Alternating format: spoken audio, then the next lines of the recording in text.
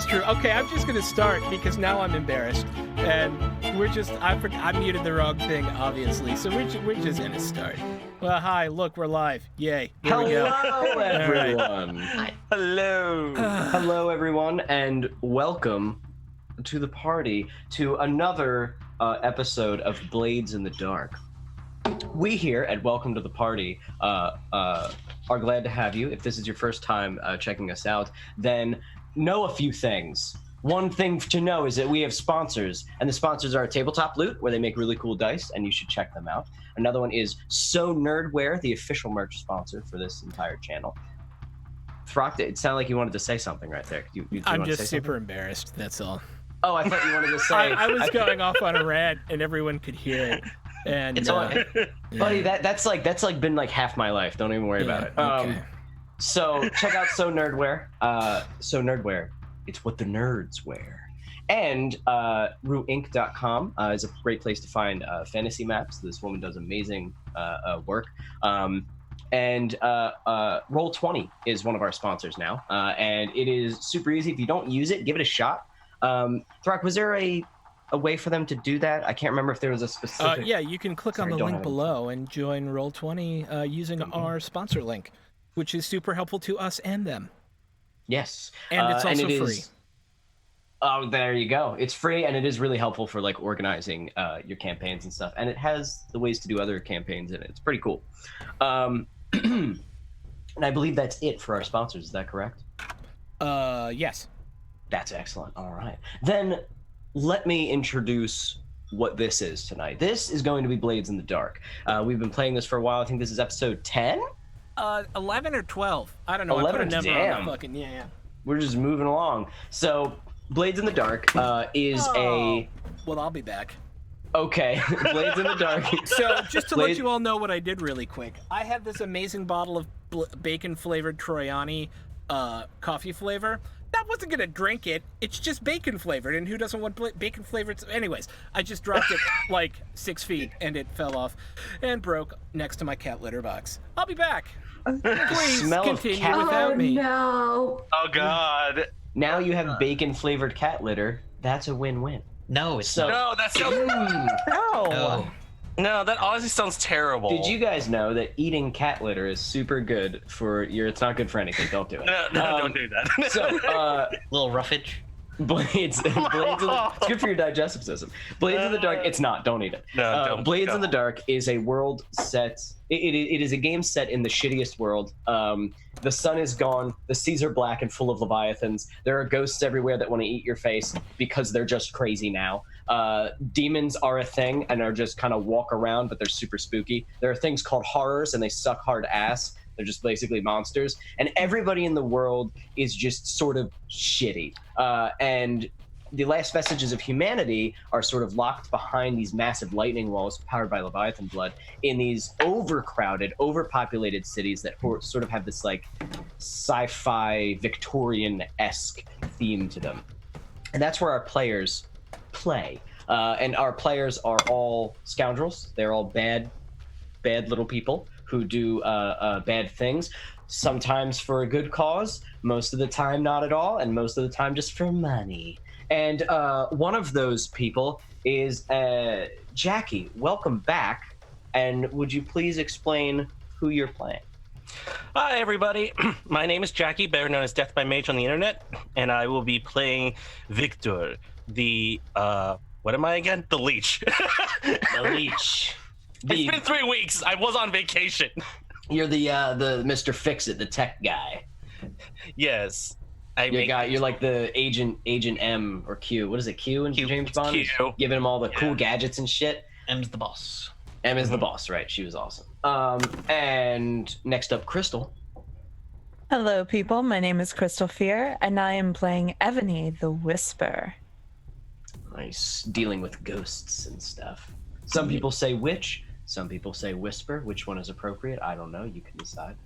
Or part demon. Or part demon. Whatever. And okay.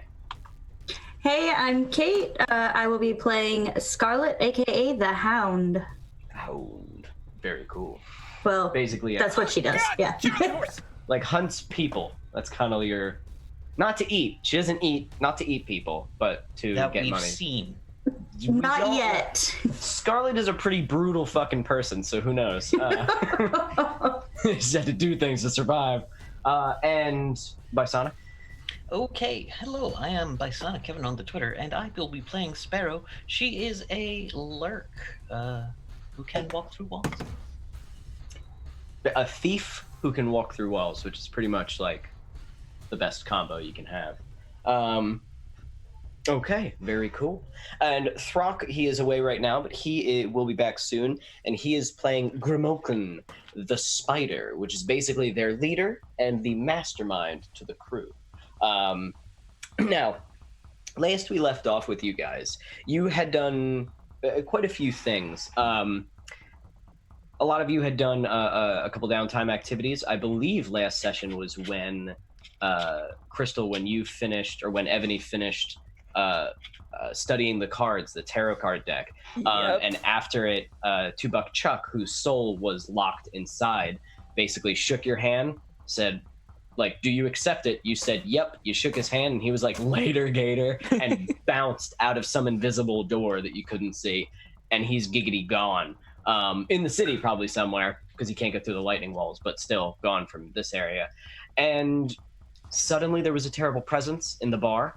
Terrible presence. And when you went downstairs, you found that your bartender, his hand was horrifically mangled, all of his fingers kind of broken and twisted, and a man in a black coat and a kind of wide brim hat exiting the bar itself. When you went to go and chase after him, he was gone, vanished from the alleyways.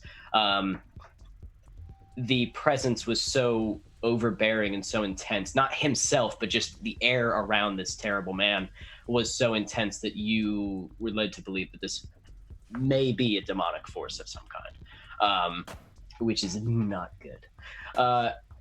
Other than that, I believe Kay, when Scarlet was done resting, she found her boots right inside of the lair, right by an open window.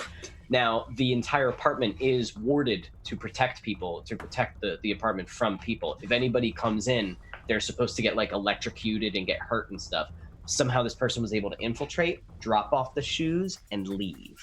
Right after she got back from trying to find the Lacrimose. Yes, Hideout. in which someone was watching you while you were Yep. watching the Lacrimose. Yes. And I watched back. And you watched back. Exactly. You watched The Watchmen. So there's someone sneaking about and looking for you. The last you saw those shoes, they were left in some weird junkyard warehouse in the middle of Dunslow, the poorest part of the city, where you had also found a bunch of weird traps, like bear traps, and a man's dead body, which was sort of vivisect, like cut in half. Not Fucking sure what bear this traps. means. Yeah, and there was some person living in there looking around while you were sneaking around. Bysonic, can you remind me, what was Sparrow doing? Did Sparrow just kind of chilled out, I'm pretty sure, this... Sparrow burnt some stress and took it easy and didn't lower our heat, which led to us getting a wanted level because no one else does. That's it, yep. The minute Sparrow let down really her duty as janitor for the crew, let's be honest. I mean, how dare she? The minute you let it down, the entire crew got a wanted level for the big shenanigans of the message mission, where you were running all over the city fighting other gang members. Grimalkin narrowly escaped being Bricked. both bricked and kind of assaulted by the police, by the Bluecoats. The Bluecoats offered him a deal. The investigator, Jern Vance, offered him a deal. Hey, I can get rid of that wanted level. Basically, if you give me a lieutenant from one of the enemy gangs, I can just get rid of the wanted level. Grimalkin was like, and smoke bomb, and jumped out a window, which then led, because one of our viewers donated a shit ton of bits and chose Roiling Chaos. So I invoked Roiling Chaos. The brick showed up. There was a huge fight between the Bluecoats. Brick. Scarlet showed up and started blowing apart this whole scaffolding thing that broke. The whole city block got in like a panic, and Grimalkin was able to escape amidst the chaos. And while all this has been happening, all of this, Jackie, with Victor, in respect to Victor, what has he been doing so far? You've been gone for 3 sessions, which in the game is probably like 3 weeks or something. Time's kind of Mobius in this, but he's been gone for quite a while. What's he been up to? So Victor has been infiltrating the Skovlin Liberation Front, and he has basically, as a Skovlin, he has decided to try to learn more about what is going on with this, and possibly what connections they could have with Ivan. And so he spent most of the time as a initiate and acting as kind of a repairman of sorts. Which is something he's very good at. He used to actually repair things before he used to break things.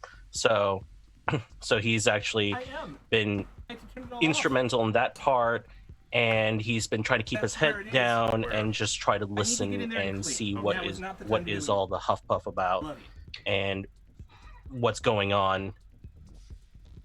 Okay, I think something to consider is that, or some of the things that you've probably seen, and I can go over this a little bit more when we jump into it, but you've probably been repairing and fixing essential things for the refugees and for people of Duskball, almost like a humanitarian effort in a way. The people that the government doesn't really give a shit about, you have been fixing let's say all of their pipes aren't working, or there's something wrong with, you know what I mean? You are making sure that they have access to clean water, plumbing, things like that.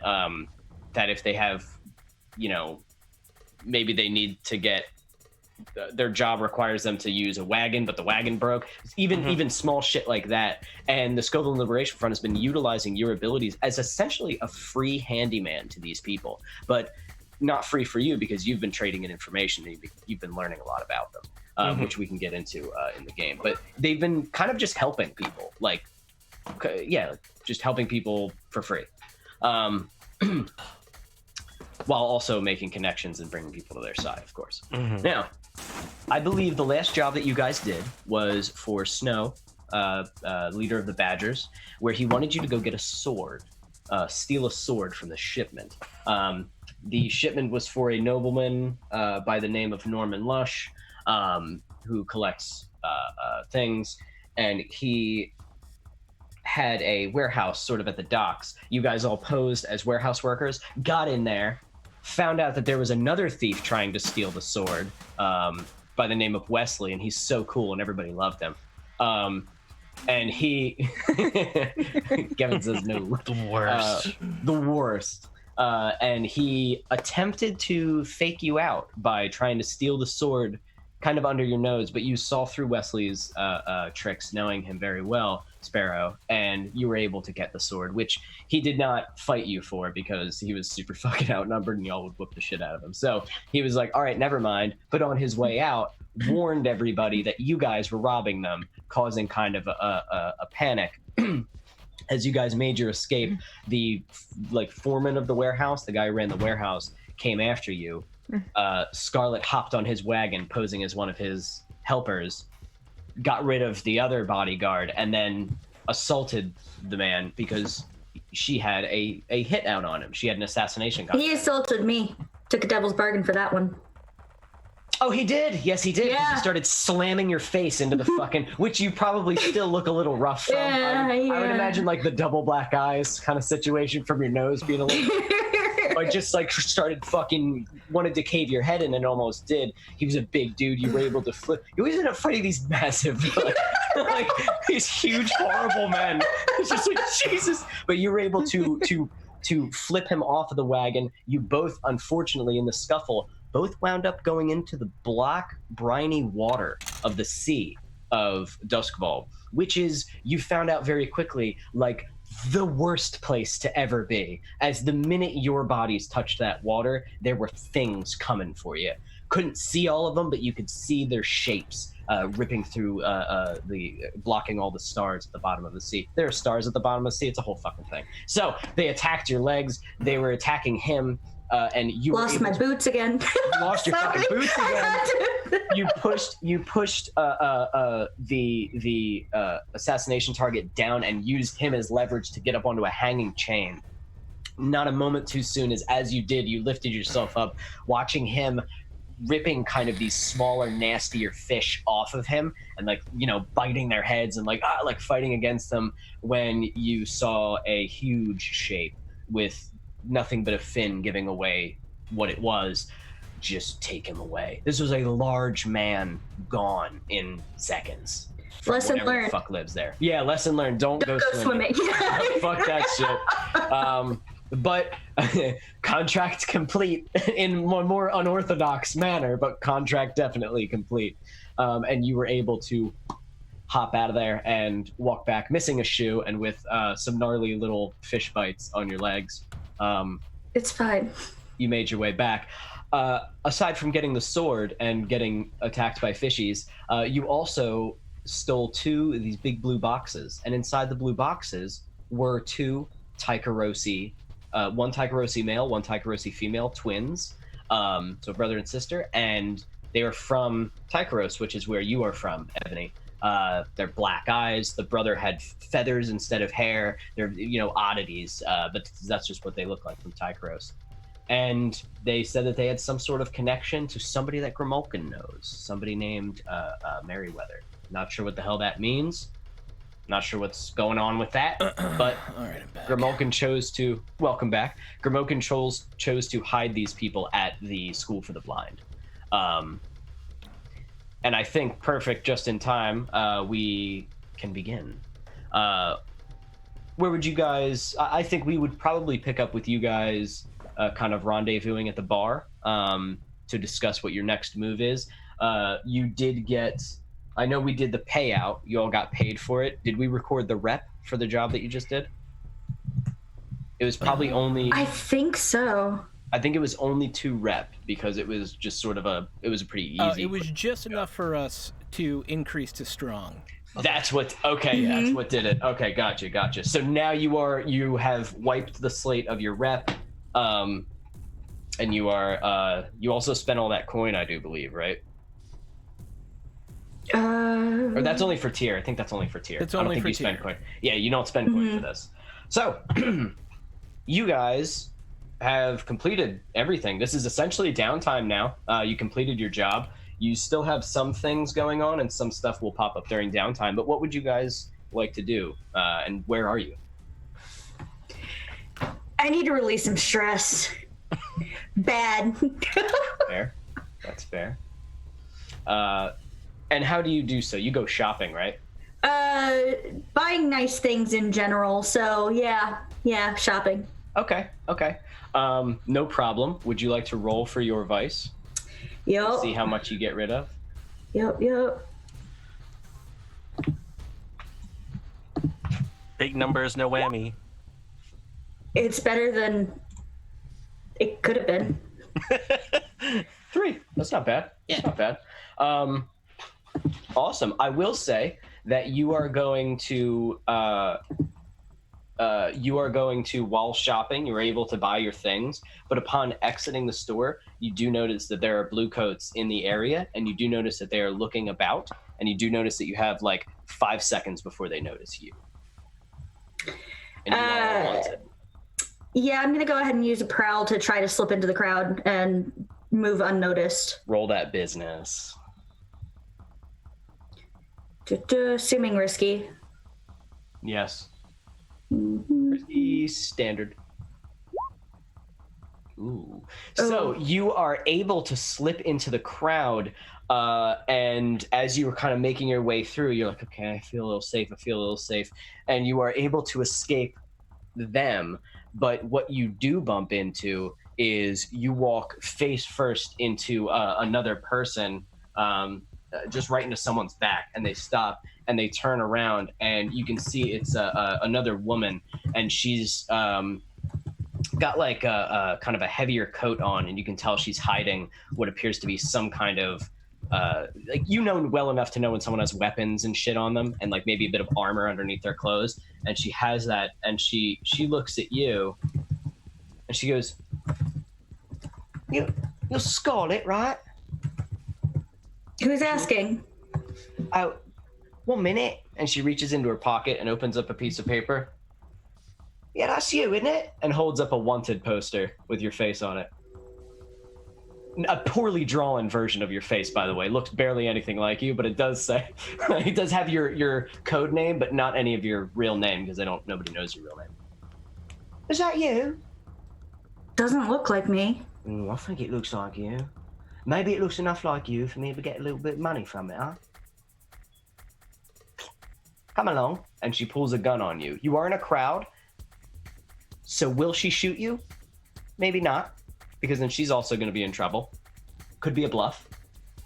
Are you quicker than her to pull that gun? Maybe. Do you try to outsmart her and get away from her?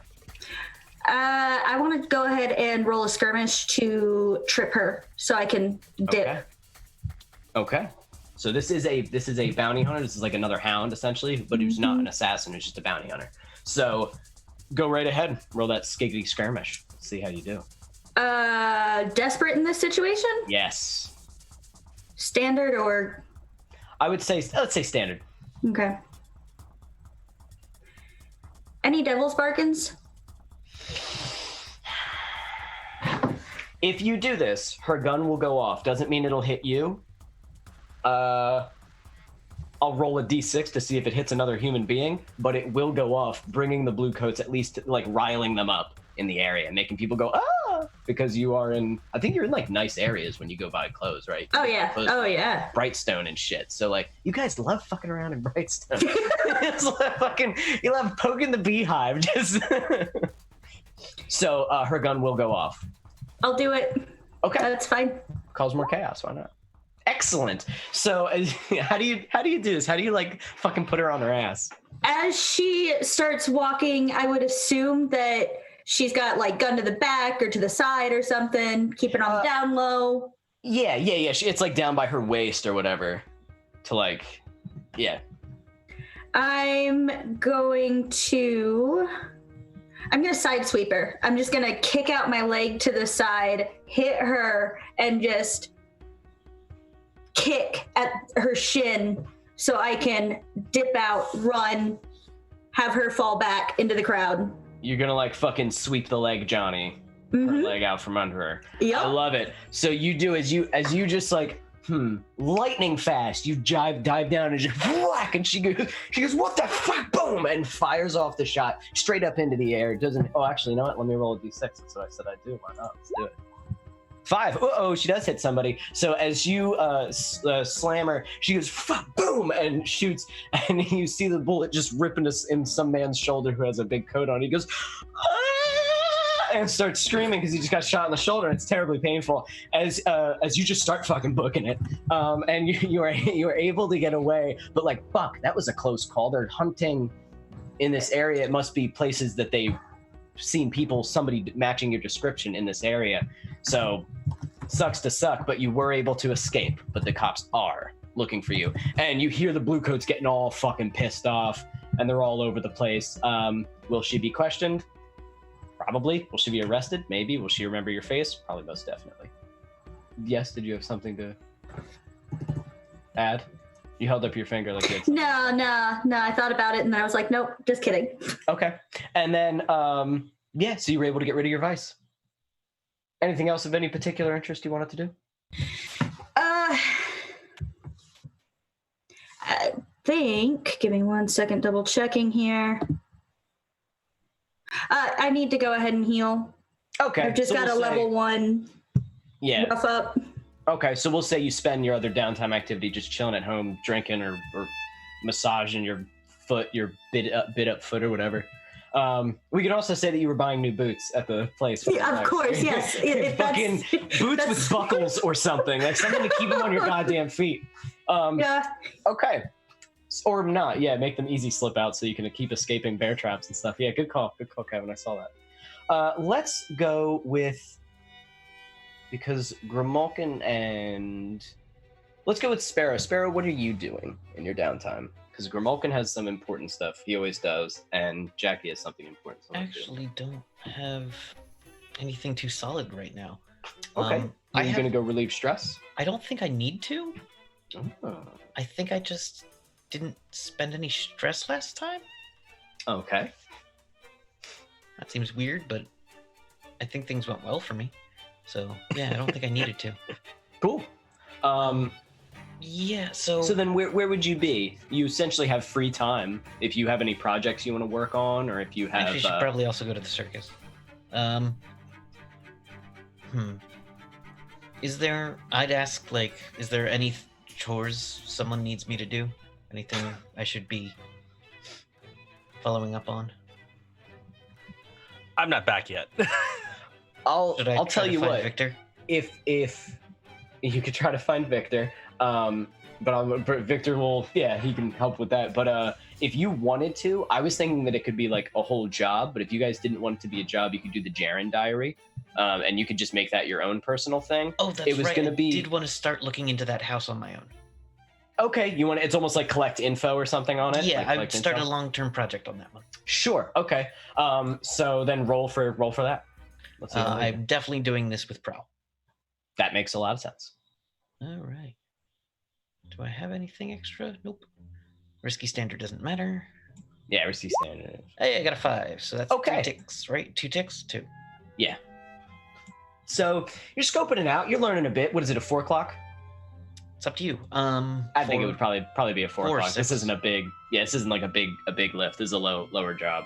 Yeah. Hence, he wasn't even going to pay you for it, except Grimal can talk him into stealing guns for him. So you guys super gonna get him fired.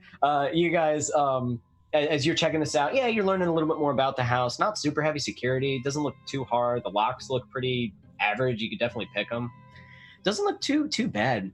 I will say on your way back though, as you slink through the shadows, as you often do, what you run into, I'll just say that in an alleyway, you run into what you literally turn a corner and you see what looks like 3 blue coats looking down at something. Like they're at like a crime scene or something. And you're like, fuck. Like they were just being quiet, like just kind of studying it. They weren't making a whole lot of noise.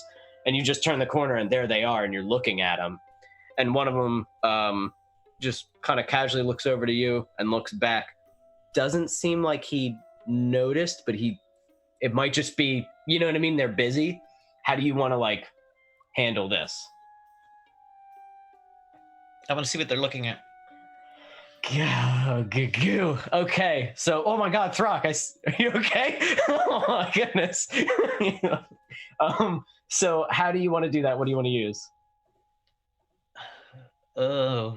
Survey. Okay, yeah. So do it from back here, not prowl where you're getting closer, just like being nosy. All right, so Risky standard. I would say this is very risky. Yes, risky standard, sure, because you're just gonna see what it is. I got a 5. Okay, so you look, and it looks to be a man, just in a kind of a big coat and a bowler hat on the ground, and it looks like he was. There's just a lot of blood on his chest. You're not really close enough to really study what's happened to him or the wounds or anything, but it looks like he was killed. Just a lot of blood on his chest and around him, and they're like murmuring kind of quietly to themselves as they look upon it. And as you are studying, because you got a 5, so it's a big success technically. As you are studying, you hear some heavy boots behind you, and excuse me, and there's a man behind you talking to you, and you turn to see that it is a blue coat. He seems to just kind of have like a calm sort of demeanor. He doesn't seem to be after you or anything, but he just said, excuse me. You lost? Yeah, you lost, huh? All right, look. I nod my head yes and no. All right, well, look, you can't be here, well, because this has become an active crime scene, and we're trying to rope off the area. There might be a ghost about, so the wardens are on their way. So you definitely want to be a little more careful, yeah? Here, let me. I can walk you out, and as he starts guiding you like the other way, you hear a lot of footsteps in the alley, and suddenly some shouting from where this crime scene is. Yeah. As the blue coat turns and he sees what appears to be a couple of jackknives jumping on the blue coats and just stabbing the fucking shit out of them. And as they're just like taking the blue coats down, this one goes, holy shit, and he pulls out a handgun, and out of, I would say he probably would jump from one of the fire escapes. From one of the fire escapes comes the shirtless form of Psycho Billy as he lands on this blue coat's back, going, and breaks his neck as the man falls to the ground, and Billy kind of lands on top of him, and he stands up and just, oh, Sparrow? Billy! Sparrow, not you. No, it's not. Shh. All right. Yeah. You're trying to be sneaky, are you? Yeah. Oh, I appreciate that. That's real good. Boys, shut the fuck up. And so like, and like just screaming. They obviously don't. The blue coats are super dead, and they're just like, he's like, oh, they're like fucking bell hooks. Those ones. He was a bell hook, you know. What are you doing here, Sparrow? I needed to talk to you. You needed to talk to me. You Yes. found me out here. So, why did you need the powder? Oh, the powder. So you're thinking about doing it. That's great, Sparrow. And he grabs your shoulders in like excitement. Just like, that's fantastic. Oh, God. Right. Well, I need the black powder because I told you before, I've got this project that I'm working on. And if you want to be part of it from the ground up, it'll be grand. It'll be fucking grand. And all I need is for you and the Phantoms to get behind it. I heard about what you did with the message. Sounds fucking brilliant. It was fantastic. So, I want you to pull that kind of fucking magic for me. And in return, I'll give you money, coin, whatever you might want. I don't know. Drugs? You like drugs? I don't have a whole lot of drugs. Nah. I can get you a couple of nights with some of my best fighters. Ooh, beautiful, big, strong men. Ah. Right, is that your thing?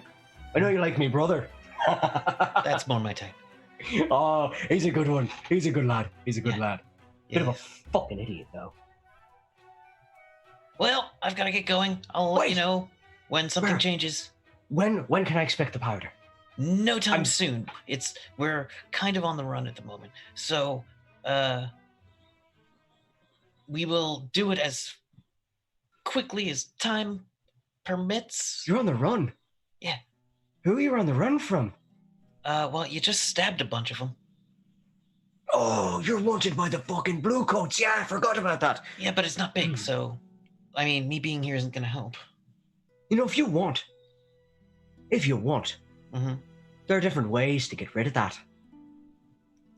Now there's shitty, quiet ways like the mimes, and then there's also louder ways like us. Oh, we can help you get rid of that. It'll just cost a whole bunch of bodies. Yeah, well, wouldn't it? Oh. It always does. Well, I'm not liquid at the moment. So thank you for the offer. Why would you be liquid? You're a person, Sparrow. Most people are mostly water, actually. He looks down at his boys dragging the bodies in pools of blood. That makes a lot of sense. Yeah. I fucking get it. Yeah, see, I knew you were smart.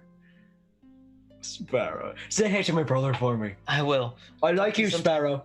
I like you. As he goes back and he drags the blue coat you were just speaking to, a normal man who probably has a family, he just picks him up, dragging his collar by one hand, and starts deceptively strong. Billy looks as he's dragging this rather large man by one hand and just like looking at you, won't let go of your eyes with his eyes. As he walks down the alleyway and then just into the night. Whew. Sparrow gets the hell out of that alleyway, ducks into a different alleyway, and takes a moment. Okay. There are perks to dating the brother of one of the big gang leaders. He likes you. Yeah, no, that's also a problem, but okay. Well, you know, yeah. So, Is also in quotations. is there anything else you wanted to do with your downtime? Or did you want to I- keep scoping out the house and polish I off that think I clock? will actually I'm going to train my prowess. Okay, cool. What are you doing? Jumping around on rooftops and stuff? Actually, I'm trying to figure out how that dude could have gotten in without ghostly means to bypass. Interesting. So I'm like trying to track that, but probably not finding success. So yeah, I would say that what you find is by normal means, by the means that are available to you, even with your like woo ability to phase through walls, you would still get hit by those wards. Ebony knew what she was doing when she made those. They were supposed to protect against even spirits. So you don't know. This person didn't carve the runes out. They didn't get rid of them, and that's one of the ways to do it. But they didn't. They just got in. If they had closed the window and not left shoes, there would have been no sign that they were ever in here at all, except for the one weird hair thing that Scarlet found. So yeah, you're kind of left in the dark. Oh, blade in the dark. So I'm gonna Death by Mage like that one. Ebony. Yeah. Where are you? What are you doing? It's a fantastic question. Are you questioning the Taikarosi survivors? Are you playing around with your cards? Are you getting schwasted at a bar? What is your flavor of choice this evening? None of those, actually. Okay. I want to see if I can latch on to the little bit of energy that Mr. Crooked Man left in our bar and call him back. You want to... Is that a power? Technically. What power is that? The occult? Uh-huh. So that's to commune with them. You can't, like, command him to come back, but you can try to talk to him, essentially, right? Okay, yeah. Yeah, that's kind of what I gathered from reading that. Yeah. So there was the glass that he specifically left on that bar. Perhaps this is why. Okay. So, I guess it's a power, right? Yep. Okay. Roll a tune anyway, just to see the. Oh yeah, you get +1 to command cultists who worship it. Right. You know the secret ways to consort with ancient powers for government. Oh, you know what? Fine. We'll just say that you've done this. That you can just do it. Fuck it. So okay. You hold the glass. Do you sit like that, like meditation style in the apartment? Yeah. Okay, cool. Are you up in the warded apartment or down in the bar? No, I'll be down in the bar. Okay, so you sit there. The bar has people in it, unless you specifically kick them out. That's fine. Okay, so as you sit there, there's like a couple people walking around drinking, and as you connect, here's what you get. You reach out into the ether of the whatever energies, and as you touch upon the different energies in the bar, you do find his like trail, his cloud, his essence, or whatever it is, and it is like a twisted stain on the air in this place, contorts the very air that it touches, and it's mostly just hanging around the glass now.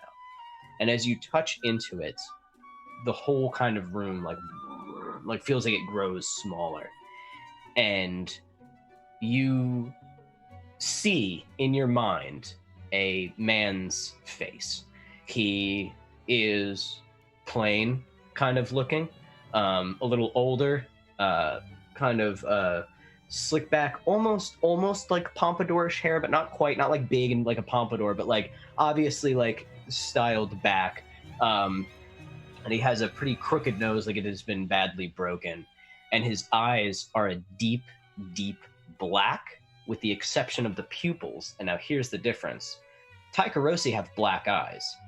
Demons often also have black eyes, but like real demons have a burning sort of ember in the center where the pupil of your eye is. So imagine everything's black, but your pupil is almost like a burning hot coal. And that's what you look into. And the minute you see his face, you feel as though every bone in your body is twisting and snapping. The pain is horrific, but he lets you go. And you no longer see the face. He doesn't hold you long enough to actually cause any damage. It's more like a warning, I guess, in a way. Do you want to try to reach out to him again and call him, like make communication? This was just for you to connect. This is what it felt like to connect with this thing. Did you want to try again to call him to you? Yeah. Okay. You ignore the warning, and you reach in further.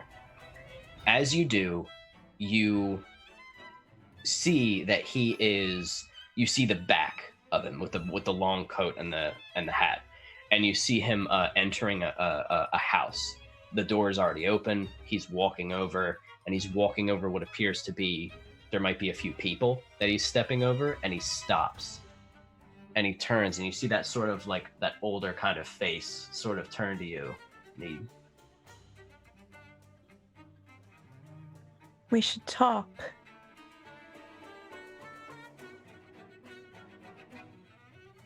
Soon, I'll be watching. And he turns around again, and as he does, the glass shatters in your hands, cutting your hands. It just hurts, it's not like a big, it's like, fuck, you know what I mean? And it's bleeding. And as you come to, you're like, and you can hear what sounds like intense screaming coming from behind the bar, like from a door behind the bar. And it sounds like Chud just wailing. I will go see what he's wailing about. As you open the door, you see he was sleeping on like a little cot, and he rolls onto the ground. The hand that was once mangled, it's now his entire arm, twisted unnaturally within the skin, not a compound fracture. None of the bones are coming out, but the arm is so badly broken. It looks like it broke like 7 times, and it's just it looks like a bag of broken stuff inside of in like a flesh bag. It's terrible. It's all jointed in different ways, like just horrific. And he's just like, like looking at it. Oh, jeez. And he faints from the pain. That's fair. He can sleep it off. Oh, okay. Yes, he can. Okay. You just shut the door and let Chud lay there in his broken fuck off arm. Yup. Okay. Well, that's mildly unhelpful. All right. Well, then I am going to go and talk with our friend John Irons. You're going to go talk to John Irons? Yeah. Oh, okay. Let's do that scene in a minute. Let me get to everybody else then, because I feel like that's probably going to be a thing. Grimalkin, what do you do with your downtime? Yes, I have a few things I would like to do.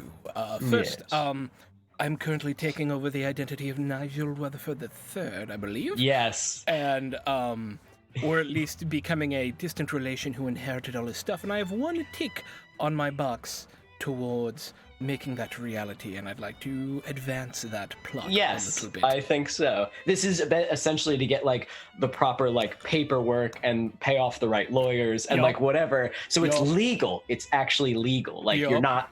Yeah, it's fake legal, but it's totally legal. Yes, it's by legal. a glance. It's legal, which is Indeed. the lesser popular cousin of Smeagol. Yeah, indeed. Smeagol's not that popular. Right. So. I'll do it with a consort, I guess. I think that makes sense. Yeah, you have connections or whatever. Risky. Standard. I would say this is. You know what? Yes, risky because of what might happen if it super fucks up. Sure. And someone catches wind of this. Risky It's a pretty big then? fraud you're committing. Yes. Risky standard, yeah. Yes. And this is consort. So do I Actually, get if you can make it risky, great. That'd probably be better because if it succeeds, you're totally in the win. All right. I don't actually have a bonus on this, so we'll just let it ride and see what happens. Got a 5. Okay, all right, okay. Not bad. So, here's what I can do with a 5. You have the proper paperwork. You have the right lawyer. You're able to do it. You got it in the bag. There's one person who's in your way. Oh God. They're not after you. They're not claiming that you're being false, but they are they will not be swayed, I guess is the way to say it. They are an idealist in a way and say like, well, Nigel Wellington or Terrence Wellington III, who's the person you're trying to take over. Terrence Wellington III was very, very, strict in what it was that he wanted in the event of his untimely disappearance. He wanted all of his things, and he produces a will. So this man has a will of Terrence Wellington III's stuff. he hasn't had a meeting with the lawyers yet, but you know for a fact that this man will be a problem. You can spend, I'll say that you could spend like another downtime action taking care of this problem in a way in which you decide, or you guys can do it as a group. I will prove that is a false will. Okay, I like it. You're doing it in legal action. You're claiming, so you're claiming after making all these false documents that his document is false. It's a fucking lie. Yep. I love it. I fucking love it. Everybody froze for me. You froze for us. But we can hear you. You can hear me?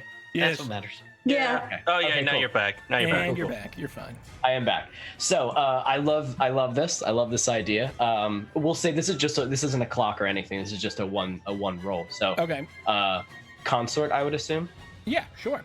Okay. I do have a clock for him on here right now. Well, that is for Nigel Weatherford III. He's not the nobleman that you took out. I know because I used the same. Wrote one of them. Yeah. Yeah. Okay. So Terrence Wellington III was the nobleman that you guys fed to John Irons in a way. That's the one whose estate, whose property you're trying to take. After robbing his house, kidnapping him, now you are going to take his deed, I guess, to his home. Hells to the yes. Hells to the yes. Oh, yeah. Sounds fair. He's not gonna need it. Yeah, he was terrible. He's not gonna need it. I will take a devil's bargain on this. Okay, I'll tell you what. Devil's bargain. Someone in the nobility knows that you're not who you say you are. I think that's the easiest and most irritating problem that could pop about with this. Does it mean that you are completely null and void? No, because you have all this legal paperwork saying you are. So they would have to go out of their way to essentially prove that you aren't who you say you are, but someone's not fucking convinced. I actually see the advantage in that. So Okay, cool. I'm gonna take it. Okay, no problem. I like it. Turn your problems into favors for yourself. And that's a 6. Success. Well done. So good thing you did it, man. Awesome. So what do you do to this man? What do you fucking say to him? Oh, I don't do anything. I imagine that we go to some probate lawyer, right? And all I'll do is go, I understand that this man appears to have a claim, but I have written evidence from the man himself stating very specifically that not only am I to inherit it, but that any will dated before this one is null and void. And this one is simply dated the day before his death. What do you have to say for this? And the other man's like, what? This is ridiculous. This is preposterous. He gave me this will. I was one of his most trusted servants, and he gave this to me to bring in. It's like, you, sir, have broken the law. And it's like, I don't know such thing. Servants try to do this all the time when their master dies because they are afraid that they're going to lose their status. I would urge the leniency of the court on this poor man. You're doing this to me! And the court goes, you silence yourself! And it's super not going well for him. He avoids jail time because you were basically trying to be like, guys, don't hurt him. Yes. So because of your kindness, he does not go to prison, but he's still like, he did! He's the one! So he gets taken away thinking he's living in the fucking Twilight Zone. And you walk away with the proper paperwork, and you now have the recently ransacked home, but you have the home of Terrence Wellington. Terrence Wellington III. Would this count as a piece of turf for us?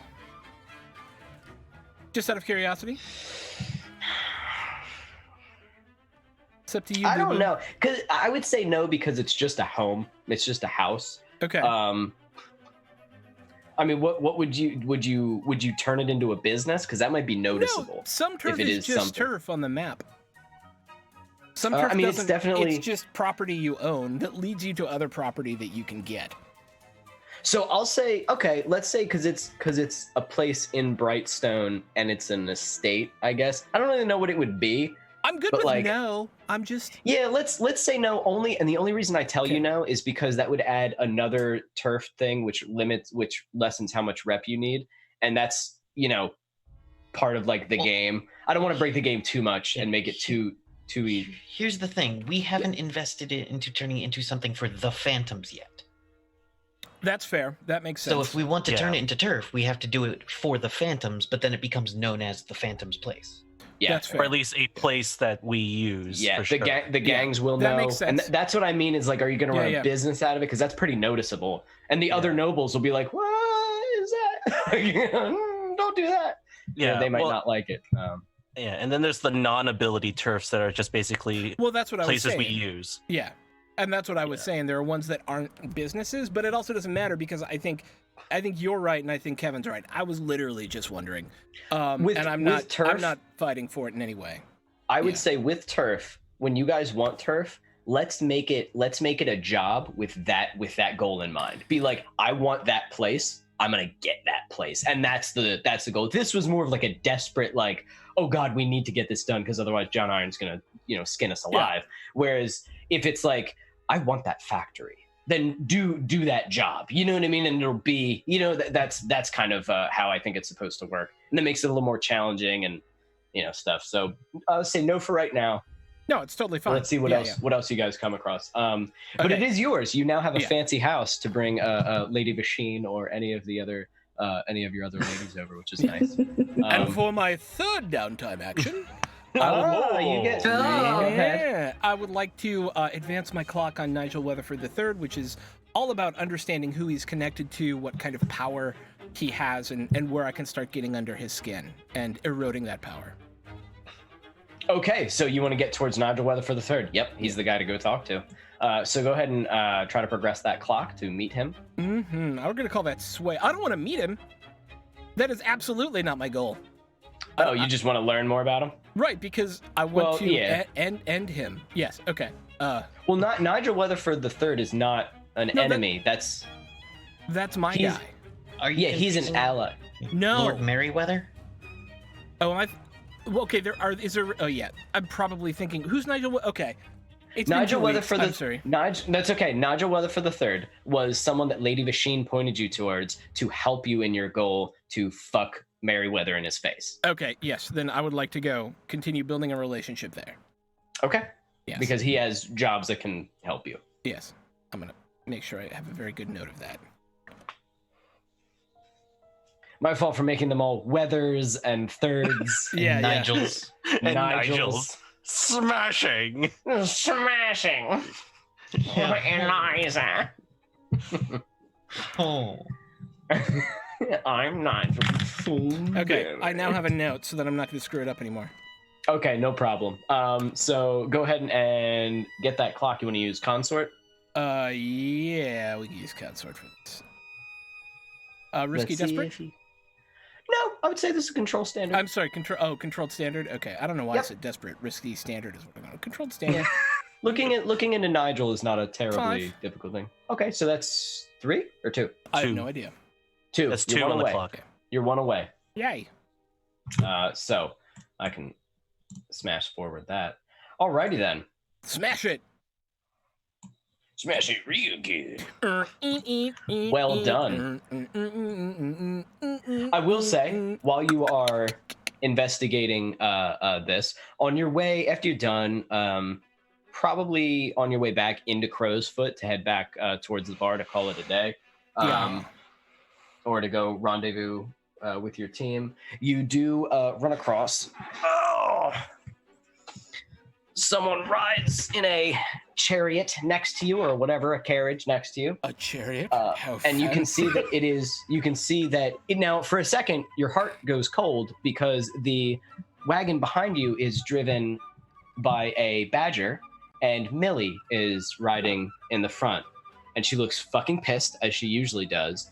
And the carriage, and the last time you saw them, you were fighting them, and you shot some of their goats. So you're like, because you're alone. And as they ride up next to you, you see in the wagon, you see Snow kind of peek his head out with his little top hat. Oi, pull over a bit. All right. Want to have a chat? Yeah. You do so? Yeah. Okay. Why would I? Yeah, we'll see what happens. I'm pretty good at escaping things, so we'll see. You are. So you pull over. As you hop out, whoever you pay to drive is just like, what the fuck is going on? Keep the goats running. I'll be back in a second. I'll say it's probably Kyle or Bill. Yeah. Bill has a broken arm, so let's say it's Kyle because he got beaten up by the Badgers. So Kyle just has sort of a busted up face, and he's like, all right. So they come up and talk to you. It's actually mostly Snow. He lets Millie and the others stay back. Millie is sitting on the carriage though, just like. I wave. I tip my hat. Like a pure gentleman. So Snow goes, lovely woman she is. So absolutely listen the here. best breeding. Definitely. He laughs at that. Don't say that too loud. I can't stop her sometimes. Oh, I certainly won't. So listen, Grimalkin. Yeah. Your team, thank you for pulling off that job. I appreciate it. And I realised that you may have, well, not you, but one of your teammates may have lied to me a little bit. Oh, heaven forfend. Oh, yes, I know. Such a terrible deed. So, here's the deal. I know about the boxes with the green circle. I know what was in those boxes. I found out later. Now, what I've learned is that some of your team are smarter than I originally gave them credit for. At first, I thought that Ebony and Scarlet were dumb as dirt. You know, they threatened me when I offered them a job. Who the fuck does that? I know, Anyway. it's absolutely ridiculous, but... Yeah. But then she turns around and Ebony lies about what's in that box. And you, well, you took who was ever in that box and you put them somewhere, didn't you? I'm not after him, Grimalkin. I'm not after you and I'm not after them. But I want to say, when I put your team together, I didn't expect you to be as good as you are. But I'm glad you are. So... we are here at your service, of course. I like that. Doesn't mean we're not going to do a little bit for ourselves as we work. Absolutely. I would never ask you to do anything other than that. However, I will say that for your, let's call them good deeds, and taking those two and putting them in a safe place, I'm hoping.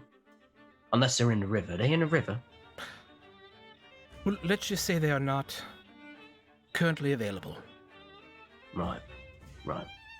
Well, I got something.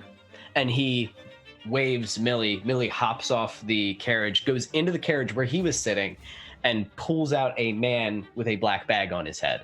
You are in Crow's Foot, so it's like, whatever. And starts walking. I'll say you're probably in Badger territory just because you were passing through it.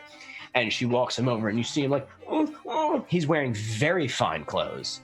Now, I know this city quite well, and there's a lot of people that I know, but there's very few people I don't know. And this fucking guy, well, he was hard as shit to find. And that made me interested. It made me curious. So I looked into him. And learning about what you learned about at his warehouse, I figure Norman Lush is some kind of man that I want to have a little talking to. And he grabs the back of the man's neck and brings him over. Now, Norman Lush, if you remember, owned that warehouse. Oh, yes. You tried to look into him, and none of you could find him. He was hard as fuck to find. So he pulls the bag off of his head, looks around first, or I would say probably lifts the bag in case someone recognizes him. You never know when hounds are about. And holds it up, and you see the man's face is pretty badly beaten. And you can see he's like hurting. And he goes, say hello to Norman. And he's sort of like a thin-looking, pale man, kind of balding. And he's like, hello, Norman. Who the fuck are you? I don't see why that matters, Norman. You're gonna fucking burn for what you just did. And he goes, Millie. And Millie puts the bag over his head, takes him, and just like takes him down to the ground and puts her knee on the back of his neck. And he's like, like just sort of whining. Now, here's a finger, Morgan. This man, he knows something about those two. You found in the boxes, right? Of course. Now, I asked him a bunch of other questions because I don't give a rat's ass where the fuck those people came from. But I figured maybe you do. If you were kind enough to not kill them or sell them, then maybe you want to help them. Up to you. This is just professional courtesy. I have to tell you, Snow, I'm quite honored that you thought of us after talking to this man. And he still has use left in him, too. That's a rare thing after a questioning. Well, specifically so that he could perhaps impart some information to you. I imagine the terms of this deal are that we get to share with you whatever it is we learn. I'll tell is you this what, a thank if you you- gift. more so think of it as a thank you. Excellent. Just know, Grimalkin, if I miss out on information, that's one thing. But if you use information against me, it's an entirely different game. You get it? I do understand, and there is an additional complication that required a discreet approach once we found out the nature of what was in those boxes. Thus, their need to obfuscate. Precisely. So, get whatever you want out of him. You want him in your carriage, That would be wonderful, yes. Millie, and she just. And Snow stares at her and he goes, "You'll have to put him in your own carriage." And That's she all just right. walks away and goes back and sits pouting on the carriage. Millie, you look radiant as always. I will fucking rip you up, Millie! She goes, Sorry, And she goes sometimes back I to can't say- help myself. she will fucking do it though. I've seen her rip someone's gizzards off. Yeah, I imagine she Ain't could. it? Definitely mine. One-handed, just pulls them right off of people. Anyway, have a good one, Grim. Have a good one. And he walks off, hops in his carriage, and is like, Let's go get a bite of tea. and they go off. And that's all. You now have a writhing mass of a person on the ground. You throw him in your carriage. I have a And gift you- wrapped to Nigel Weatherford. Yes. You have a gift wrapped Norman Lush. Oh, Norman Lush! God damn, What this is is what I'm talking wrong? about! Jesus! When you meet Nigel Weatherford, you find out he's a master of disguise. He's been all of these people. You've You're killed him right. like 6 times. Norman, goddamn. I'm immortal.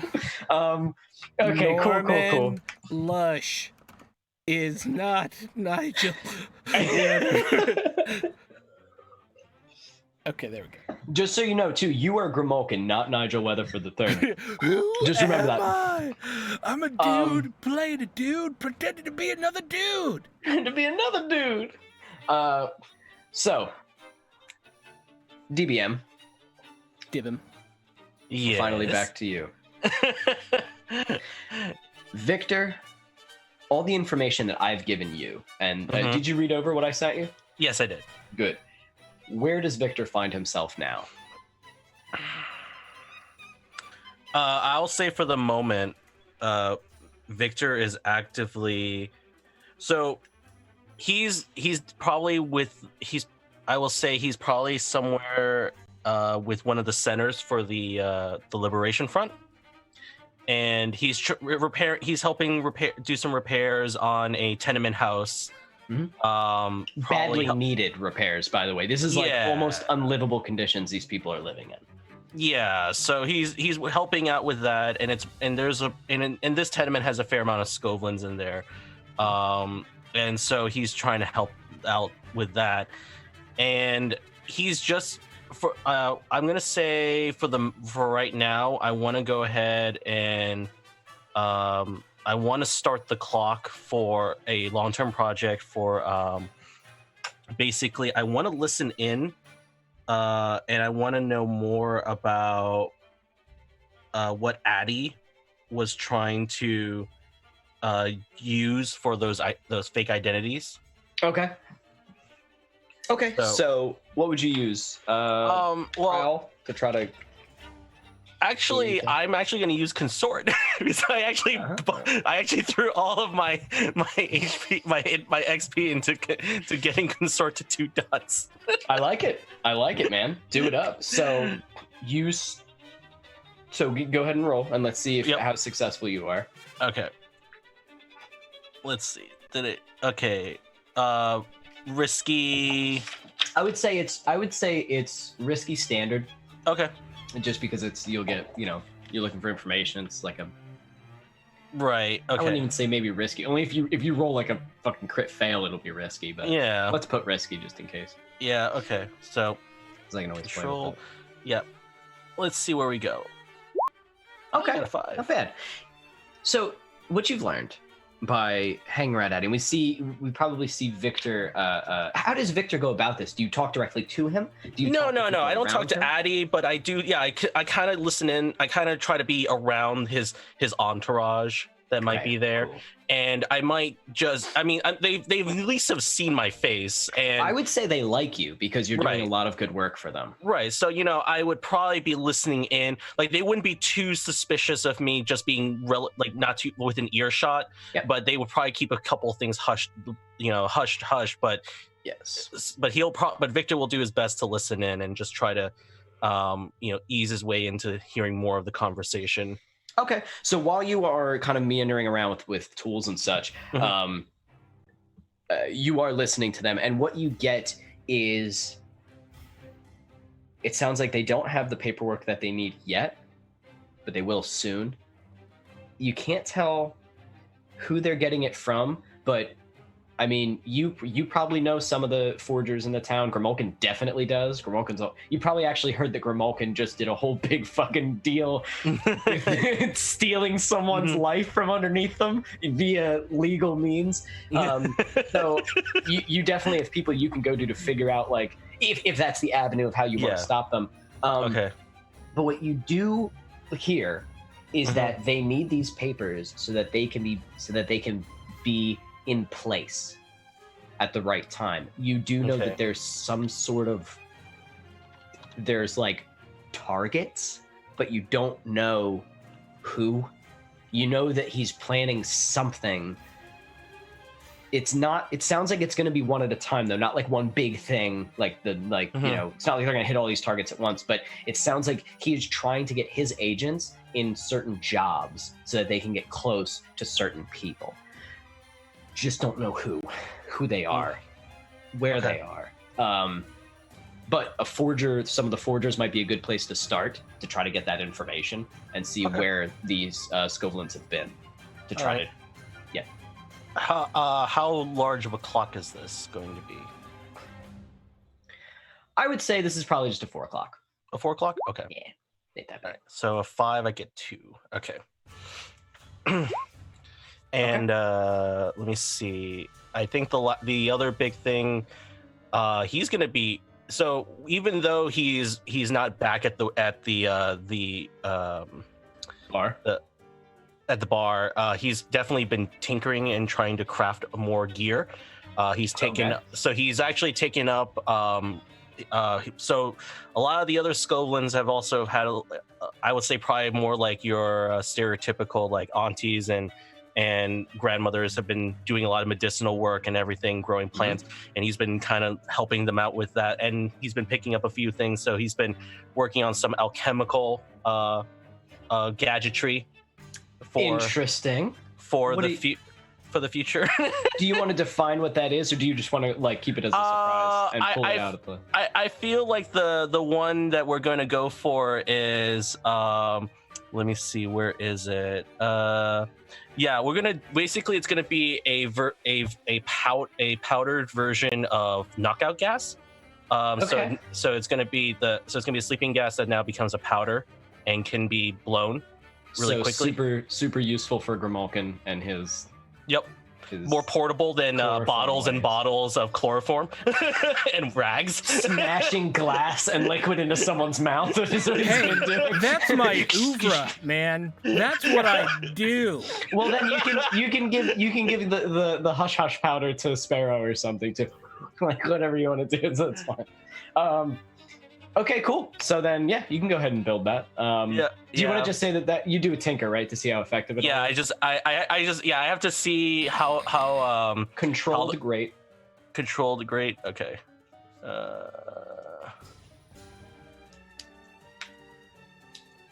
And roll that beautiful bean footage. 4. Okay. So Yeah. it's pretty good. It's pretty good. We'll see when you actually use it, how effective it is. Maybe it puts someone to sleep right away. Maybe you blow it in the wrong person's face and they just get upset. Yeah. We'll see.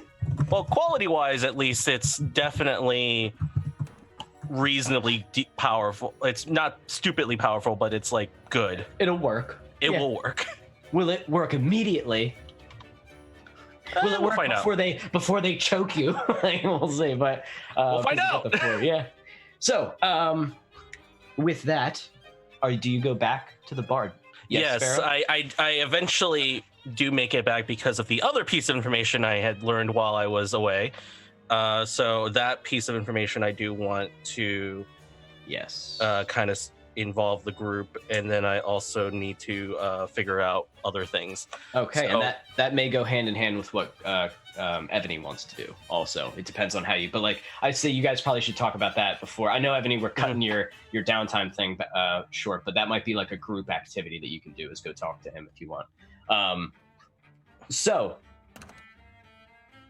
you guys are probably all hanging at the bar, and Victor, you're back. I would say probably some of you walk in and Victor's just like there. Like, would he? How would Victor? Because he probably wouldn't make a big deal of it at all. Like, I feel like he'd just walk in and order a sandwich or something. Just like, okay. Yeah, he just has a drink at the bar. He does ask Chut, like, what happened to your hand? I don't want to talk about it. Don't Okay, ask. okay. Don't ask. Trust me. What did I miss? A lot. Yeah. See. I'll You know walk that in and buy Victor a drink and slide Yeah. Victor a drink. you now have And 2 drinks. Thank you. Sit down with my feet up on someone else's chair. I'm sorry that I've been gone for so long. Missed you. Well, I had to gather information, so I'm not as good as some of others here. True. And I have been listening and hearing very distressing things about the Skovlan Liberation Front. What's that? Well, there is their leader, Adi. They want to position certain individuals in certain locations with certain people. For what, I don't know, and who they are, I also don't know.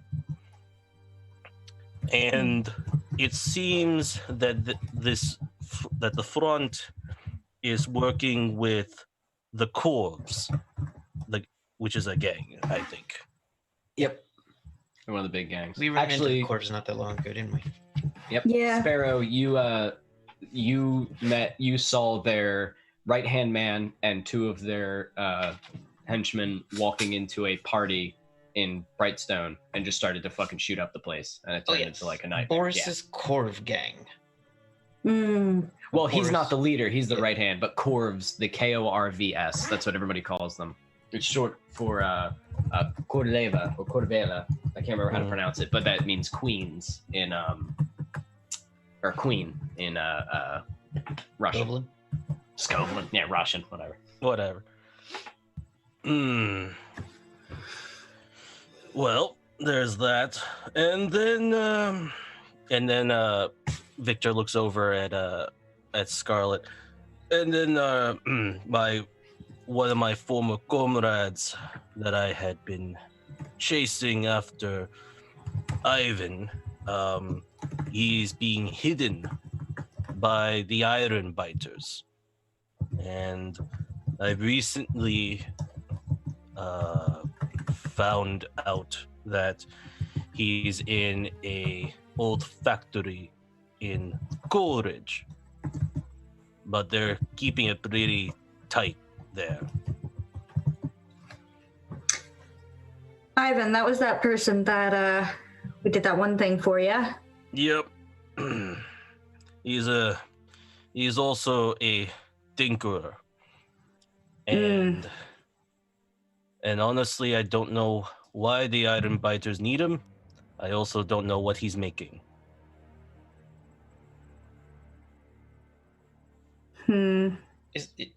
Wait, is the Iron Biters related to the SLF? Not that I know yet. But the Corvs are related to the SLF. Yes.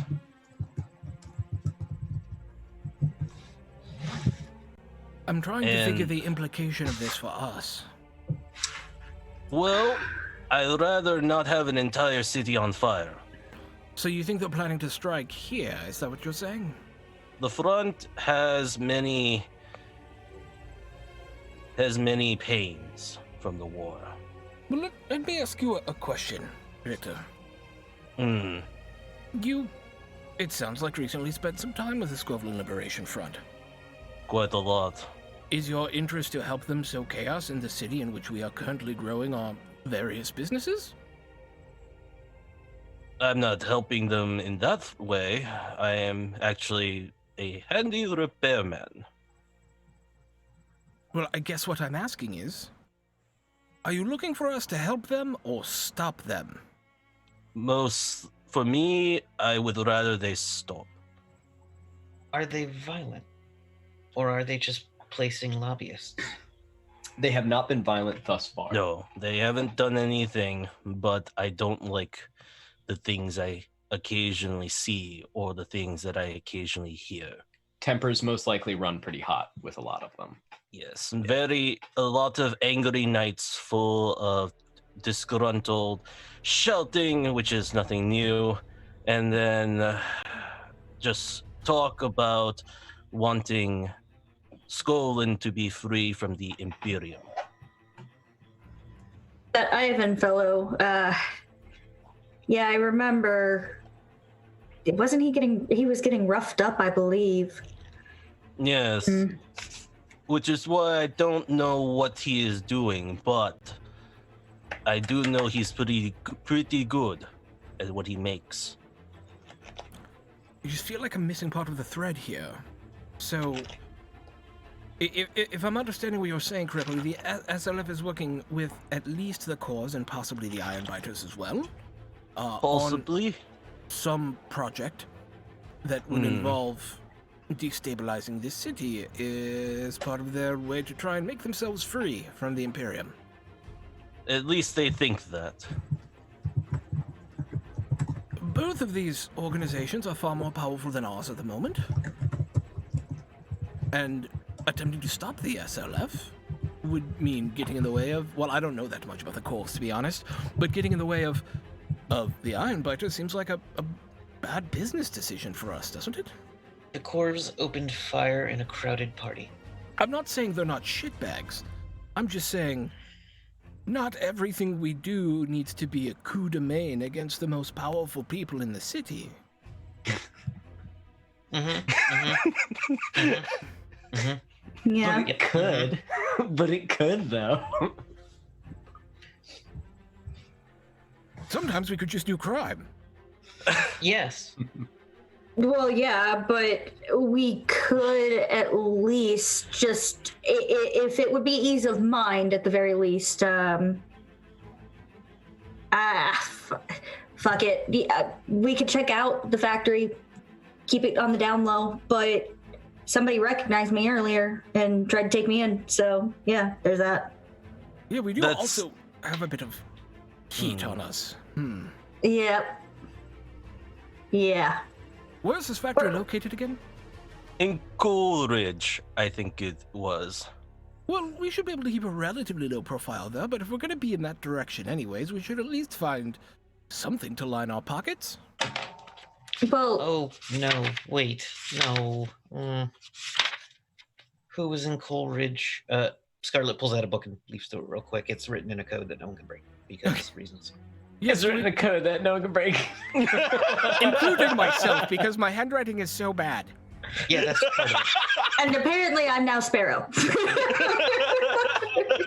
Did I say Scarlet? I'm sorry. Yeah, no, you're good. It's fine. I love it. Get him a lot of black power. Oh, Dunslow. That's from Dunslow, yes. Okay, You look at the could map. black powder can absolutely be found in Coleridge if you have a better, smarter way to get him 6 barrels of. He doesn't give a fuck where you get it from. He just thought that it would be. He knows of where there is 6 barrels, so he told you that. Oh, Dunslow's on the other side of the prison. Yeah, pass. Yeah, it's in the it's in the Roach territory, the Roaches territory. That's where Scarlet was chasing the guy that the Brick was chasing, and then got swarmed by roaches. Yeah, that was. Yeah. They're like not, hard to take down individually, but they come at you and like there's like 10 of them. It's like waves. Yeah, there's just a bunch of them. They're like the Infinite Gang. And there's just like a billion of them. They just keep coming. I'm not against checking out this factory. It's just every moment we spend not securing our position, not building our reputation, is time that allows others to do the same. All right. At the same time, we really need to get that heat done. That there was a wanted poster of myself in my face. That's deeply disconcerting. Considering that they may know that you are all associated, yeah.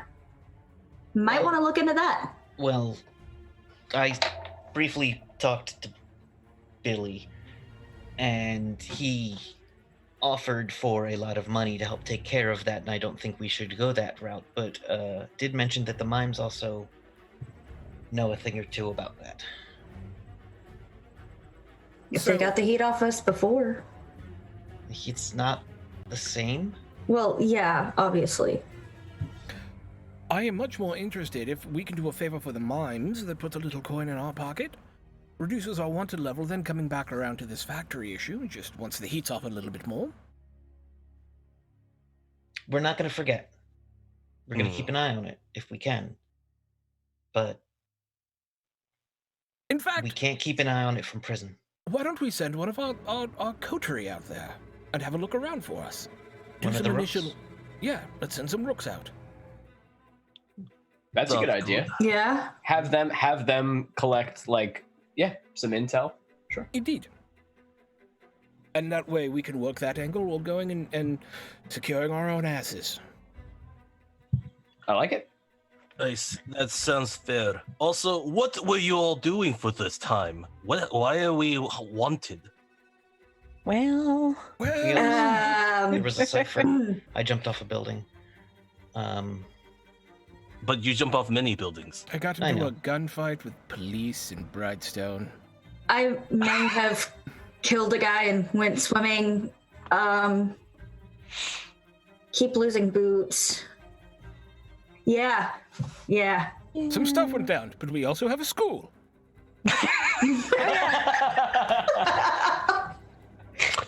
Well, isn't Perfect he supposed to be identity. teaching shop class or something? Yes, I was about to say, perfect cover identity for one with talent such as yours, Victor.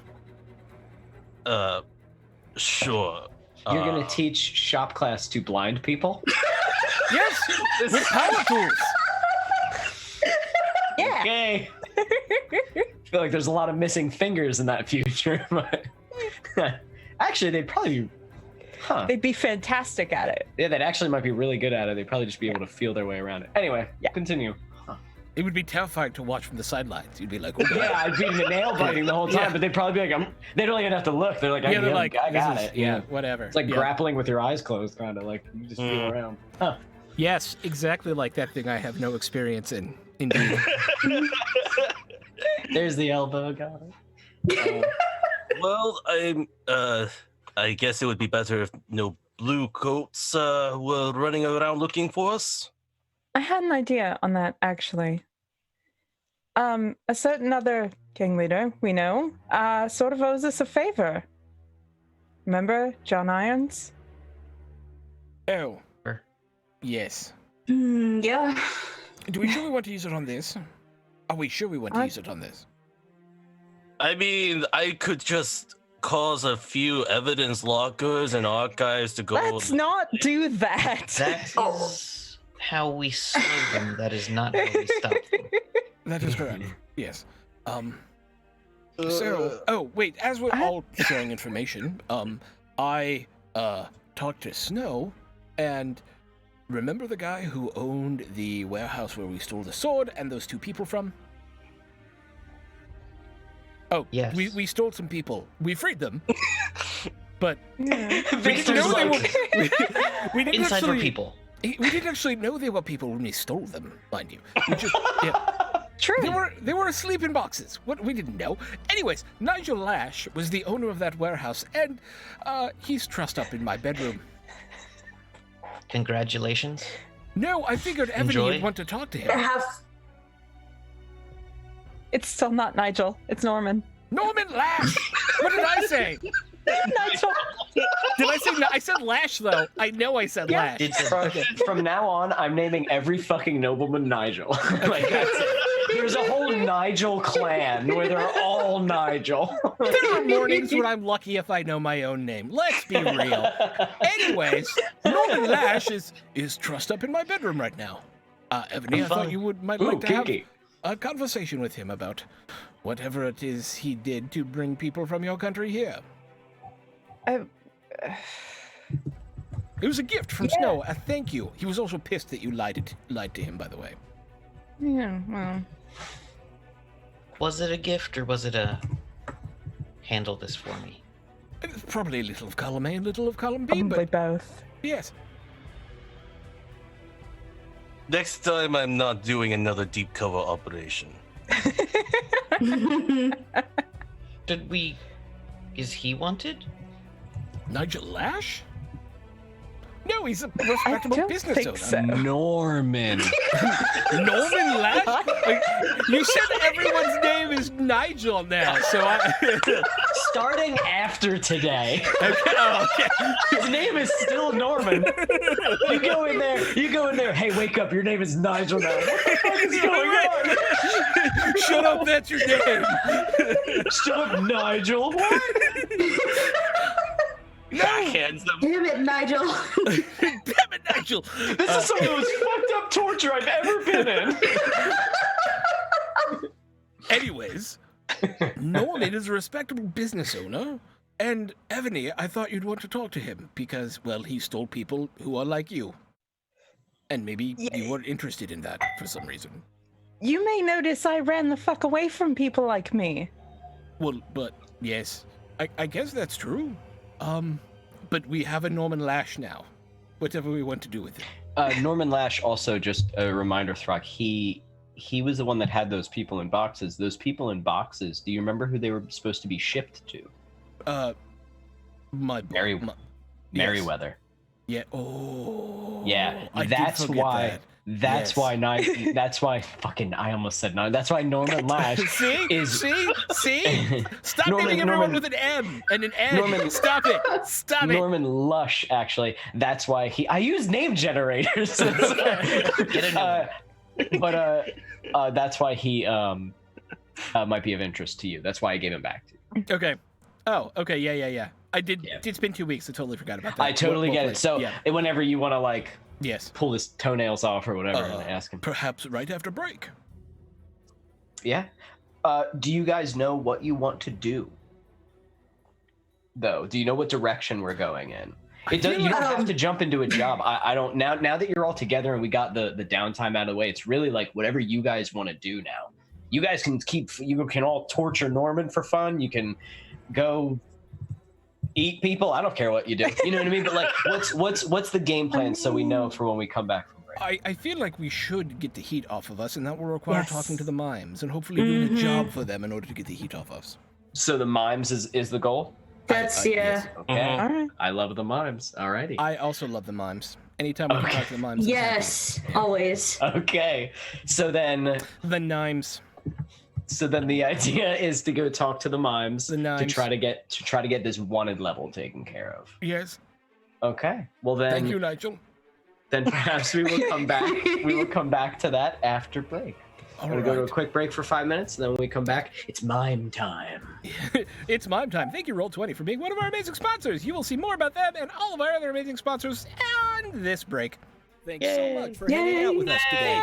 If you get a second during break, you should check out one of our amazing sponsors. We're now proudly sponsored by Roll20, the best virtual tabletop for all your role-playing needs. Over 4 million people use Roll20's virtual tabletop to power their favorite games. And with more modules than you can shake a stick at on their new revamped storefront, you'll definitely find something for your group to enjoy. Sign up today by clicking the link below or heading to roll20.net/start/WTTP.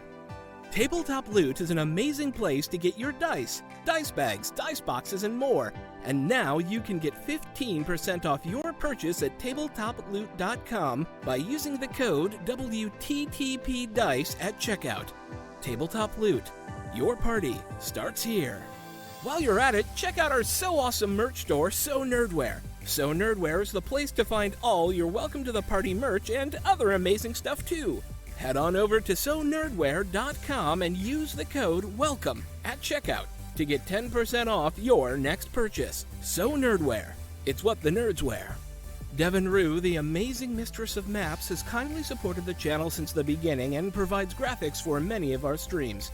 Head on over to rueinc.com to check out some of the best fantasy cartography on the web. Our Patreon supports the creators and producers of the channel by providing Roll20 subscriptions, cost coverage for video hosting, and more. If you want to support the channel while getting podcasts a week early, gaming articles that are published on Patreon first, a shout out during our break, and more, head on over to patreon.com/welcomepartyrpg and throw us a buck or $5. And last, but certainly not least, help out the party. Subs and bits not only support the stream, but also every 500 bits or a tier 1 sub gives a player or DM of your choice a reroll or system equivalent, and every 1000 bits or tier 2 sub gives a player or DM of your choice a crit or system equivalent. Thanks again for hanging out with us today. The game will be back in just a few minutes. Let's all go to the lobby. Let's all go to the lobby. Let's all go to the lobby to get ourselves a treat. Delicious things to eat. The popcorn can't be beat. The sparkling drinks are just dandy. The chocolate bars and the candy. So let's all go to the lobby to get ourselves a treat. Let's all go to the lobby to get ourselves a treat.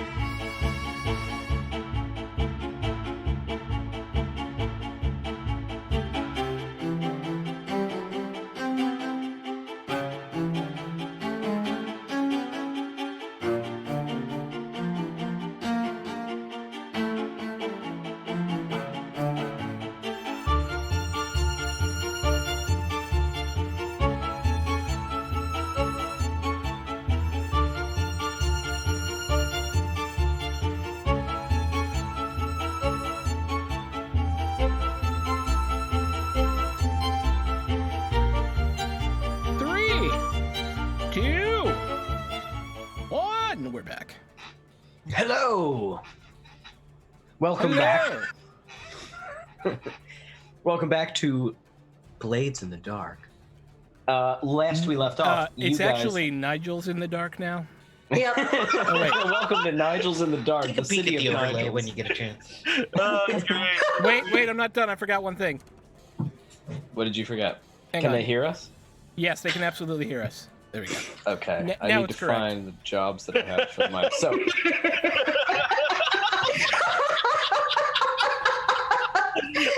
Did you change everybody's name to Nigel? Not only that, it is now Drop Point Nigels. Yes. Yes, Nigel. So you guys had decided in order to get this wanted level off of you, you have decided to go and speak to the mimes again. It's been a little while since you hung out with them. But yeah, so is there anything that you do before you head straight over there, or are we going right to the mimes theater, the Tabernacle Theater? I'm happy to go right to the mimes. Okay. Fine. So, who is all going? Nigel, who it will I looks be like you have a speaking to? problem. Yes, Nigel, your fingers up. What's up? I will. God damn it. Nigel's, please. She's trying to talk. Go ahead, Nigel. So much. I'll go. You want to go? Okay, so Yeah. you're definitely gonna go. Is anybody not going? Oh, 'Cause I no, know I'm sometimes you definitely guys going. like to hide out. What are you thinking? What are you thinking, Sparrow? I see you. Not sure. There's a downtime activity I wanted to do, but we need to get this wanted level taken away. Okay. It can wait. Okay. So, you guys go to the Tabernacle Theater. As usual, it seems vacant, but it still says The Crack of Doom coming soon. That's like the play that Bozo's been trying to put on.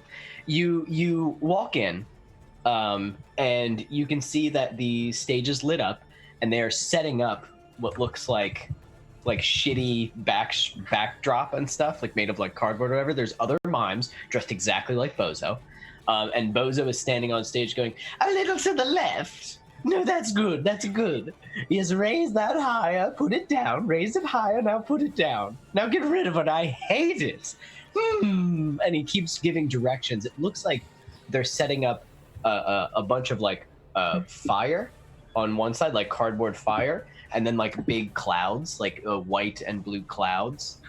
And there's just like wires and pulleys. It's like all sort of mishmash. And he has his back to you right now as he's just giving directions. He is completely ignoring your presence as you walk into the theater. Yes, no, that. Wait! I'm getting some sort of intuition. Something is speaking to me. It must be the spirit of the theater. It is. Heaven and hell plays are overdone. Who said that? Oh, it was- don't listen to Sparrow. She's just being a sourpuss. Sparrow is a sourpuss, you little party pooper. When you come and see my play, you're going to be glad that you did. Now then, if it isn't my favorite clients next to my other favorite clients, the Phantoms, what can I do for you? Well, I'm actually wondering if there's something we could possibly do for each other. Oh, I see. Now tell me, Groken, allow me to use my amazing intellect. Does this Network have of something to do- spies and informants? That amazing intellect? Oh, it's all me, you know it is. Does he call them the intellect? What? I super hope he does. Okay. Yes, he does. That would be weird. So, what is that from? That's from something. Comic book or something? No, okay. You'll hear about that wanted level, aren't you? Yes, that mechanically established wanted level that is certainly... Well, there's like a bunch of different ones. There's like regular wanted level where you're like sort of wanted, and then like the blue coats get really pissed. It's like wanted level vengeance, like all these other things. Anywho, so you're here to get rid of that pesky wanted notice all over town. Yes, that would be lovely. And I was wondering if in turn we could do a job for you. That could provide us a little coin on the side. I see. Would you like to do kind of what we did last time? I give you a job for free, you can steal anything you want along the way, and when it's done, we get all the credit and the money. That Or rather, actually, the money. You can get the credit. that actually worked out very well for us last time. I think it should, and it worked out very well for us. The client was ecstatic with your work, and in fact, we have another project from that same client. Seeing as how we're able to keep the money with this client, then I think maybe we'll do that. As I have a play to put on, and I need all the coin I can get. God, do you? Don't. It's just creative criticism. I can take it, that's fine. So, here's the job. If you are willing to take it, there is a bowl that needs to get got. And it's in some, it looks like it is in the possession of some young woman. Does this sound like something you could do? Steal a bowl from a young woman. Well, yes. Well, it depends, of course, on who that woman is, where she is located, how well secured the bowl is, but Size yes. of the bowl. Here are the details. And here's what I'm going to do. I'm going to say whenever you guys do a job with the mimes, the need to do intel is probably a lot less to pull off a successful job. It will always be as if you've acquired some good intel because they are the spies. I think does that make sense? it does, yes. So like Yes, it depending does. on who you take jobs from Psycho Billy, you have no info. You take jobs from the mimes, you have a lot of info. So the client wants another family heirloom, strange enough, just like the knife. I don't know how big their family really is, but apparently after this, the house went under and the noble house fell, all their heirlooms got scattered all over the place. This one is a weird bowl. The bowl is in possession of a young woman named Fascia Tull, Tull. Now, Fascia fancies herself a witch of sorts, so she's got fancy magics and things, and those little bone charms and such. She may be a bit of a handful if not handled properly, and witches do not tend to let go of their items very easily, and she apparently wants this bowl. We have tried to procure it from her through normal means, such as, we'll buy it from you. Nope, won't take it. So we are left with this. It must be taken by force, unfortunately. As at a game question, is that Auntie? No, I was just about to ask the same thing. no, this is Then we turn down the job. this is a young woman. There's more than one witch in the city. I know, but Auntie is definitely. just needed to make sure. Yeah, Auntie would probably know who this is, but Fascia Tull is her own person. She lives over in Dunslow, a kind of a rundown part of town, but I guess she likes it there because no one bothers her. The roaches stay clear, and she does favors for the locals. Perhaps you could pose as a local. Perhaps you could burn her house to the ground. She was quite rude to us. Look what she did to Jeremy's nose. Jeremy, turn around.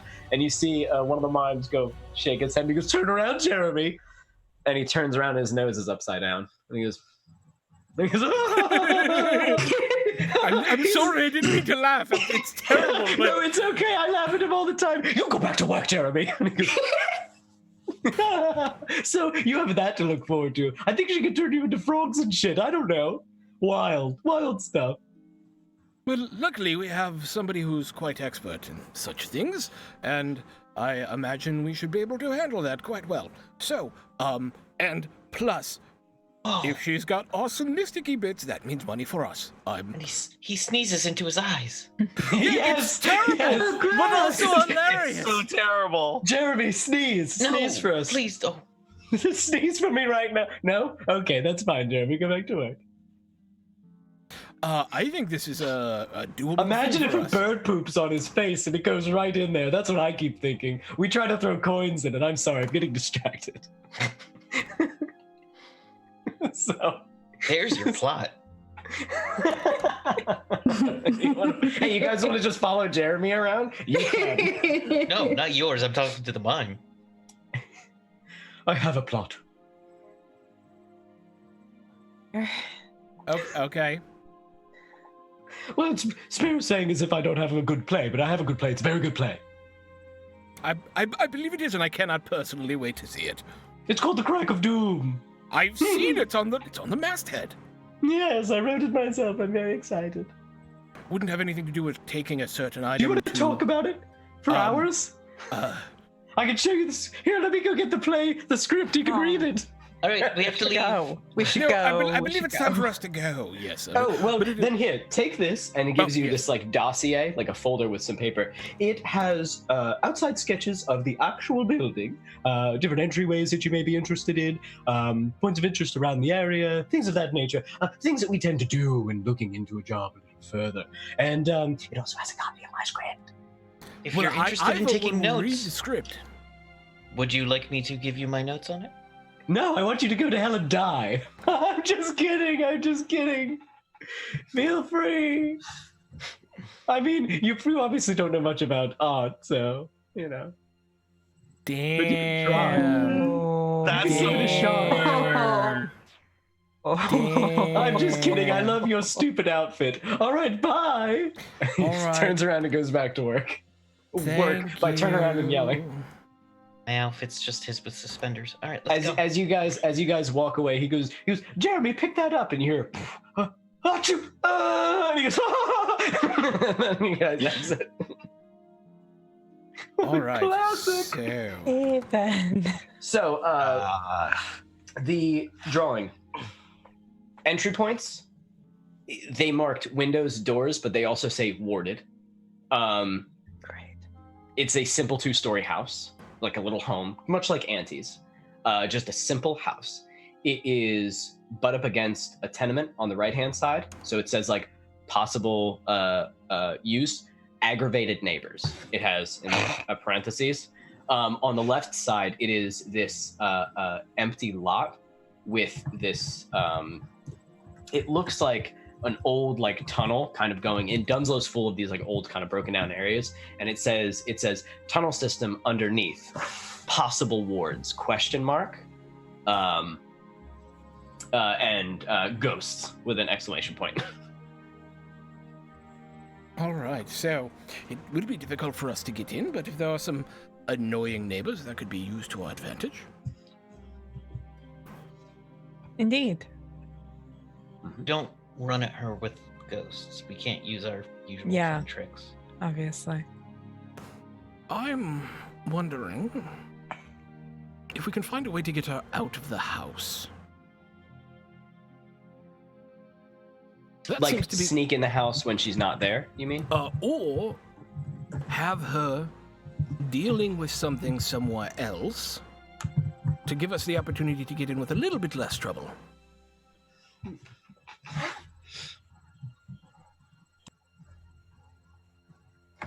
A distraction. Like. I haven't figured that part out yet. I'm just working on the plan while updating the overlay at the same time. I'm pretty impressed that I can think on this Musician. many levels at the same time. You've been in Dunslow recently, yes?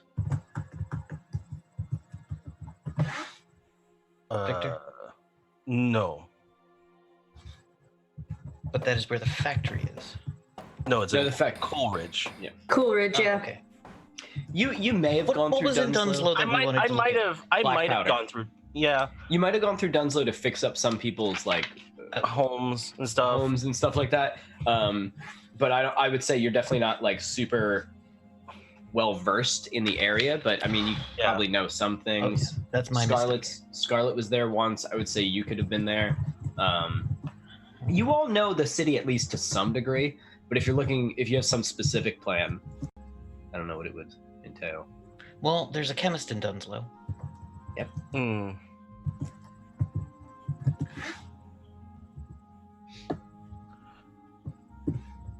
Just saying. I was updating the overlay to go through Okay. the data points again.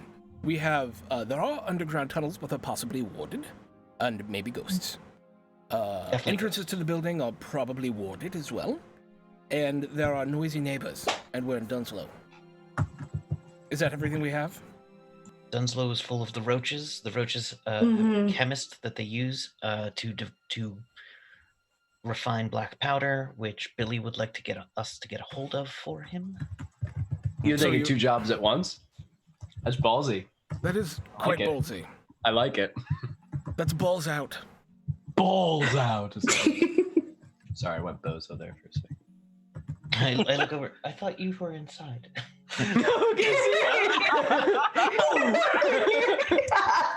I found your stupid secret hideouts. Oh, bye. So hard to find you at a bar. See ya.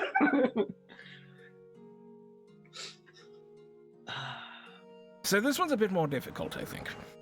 Primarily because one of our major strengths is countered by one of her major strengths. But if she's all protective and shit, then perhaps I really think some sort of decoy that gets her out of the house is the best possible option. Do we? I could do that somehow. I could perhaps talk her out of her house. Maybe there's a witches convention in town. WitchCon 2019. Love it. Have any other conventions for witches? I mean, not ones you ever want to go to. Because if you're at a witch convention and you're not a witch, you're probably a sacrifice or something. Yes. You are not supposed to be there. What if we propose a sale? What if we send out feelers to say we have a very special object of some mystical import and pull her away to a separate meeting place? Did we happen to keep anything from one of those jobs? That one job? Yes, We Terrence did, Wellington. actually. We've got all Yeah. sorts of weird stuff from him. If you have his house, we have access to a whole bunch of weird. This is true. Nigel Wellington, Masks. yes. You Terrence son of a Weatherford. bitch.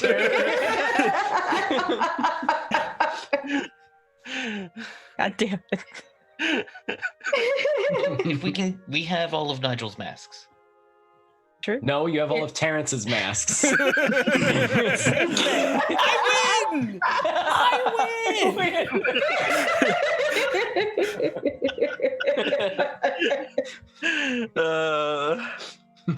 So we could ask her to come rate our. I mean, we just ask her to walk in the room and shut the door. Excuse me, miss. We have some stuff we don't know what it is. Perhaps you could take a look at us and tell us what it is. I've been watching a lot of early season 1 Critical Role and feel like I'm maybe sounding a little bit like a Ryan Okaba right now, but that's all right. Oh, I forgot about that. All right. That's a terrible plan. But the masks is good. You're a terrible plan. No, I'm saying shutting her in there is a terrible plan. Oh, That's yes. a good way to get her mad at us. Yes, we just need her away for an hour. I mean, it's not like we need her gone forever. Just kill her, like, whatever. So what if She's the What? resident ghost containment. what if we tried to get her out of the house with the selling of the object? Just, hey, I'll meet you right here. That was my plan. Yes, that was my Yeah, original plan. so that works. Yeah.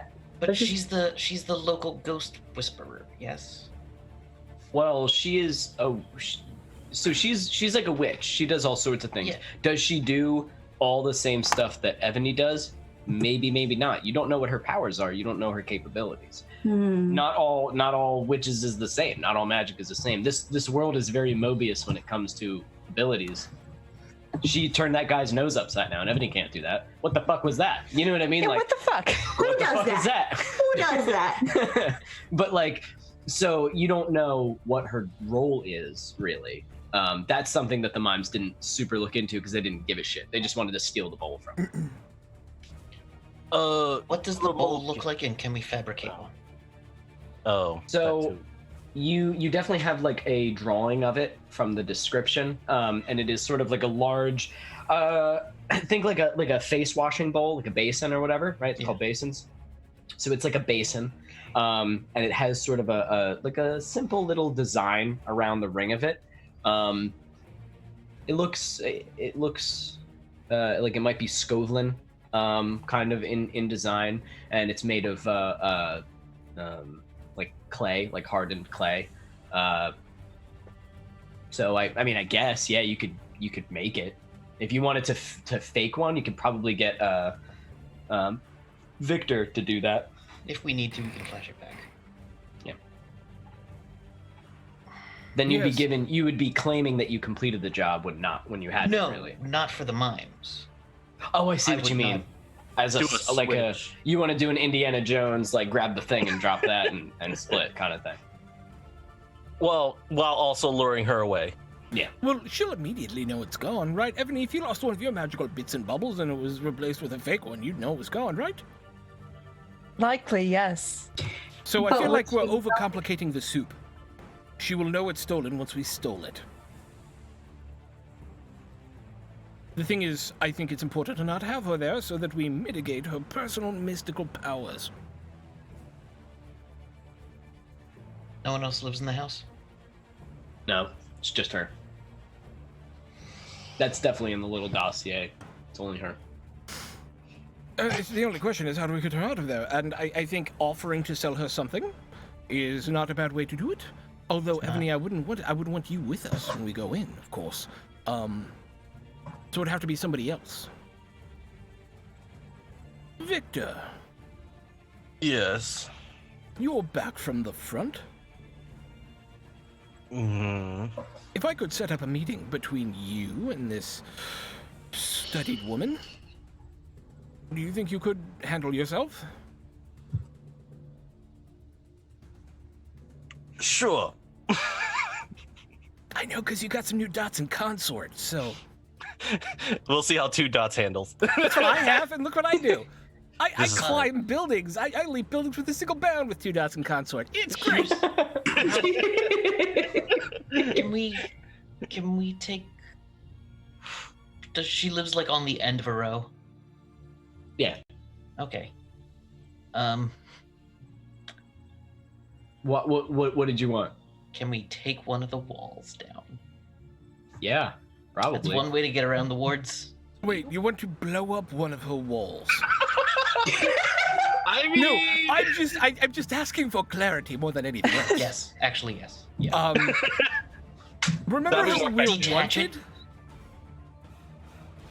No, it's fine. You're about to be Doing not this- wanted. Keep things quiet. do By the way, how you- is our heat? How bad is our heat? Oh, it's Someone 0 check. now because we have a wanted It's, level. yeah. That's true. Yeah. But remember how the blue coats want us? Also remember, this is Dunslow. Bluecoats couldn't give a fuck less about Dunslow. Oh, But well, the if they don't give a roaches- crap. Oh, Like, yes. they're there, I guess. If you started mass murdering people, they would show up. But, like, a building fell. Fucking so. Who gives a shit? That's how they feel, but that's... Dunslow, like, doesn't matter. It's the roaches you need to worry about. But the roaches don't... They seem to steer clear of her area. Victor, how plausible would it be to... And here's the thing, it doesn't actually remove the problem, right? Ebony can get us through the wards, I would imagine. The problem is... Not necessarily. Oh, is my... I just assumed you were very good. I am very good, but the problem with wards is that they're normally made to not be gotten past. Now, were wards just for people or for spirits as well? I don't understand No, how they they're work. for both.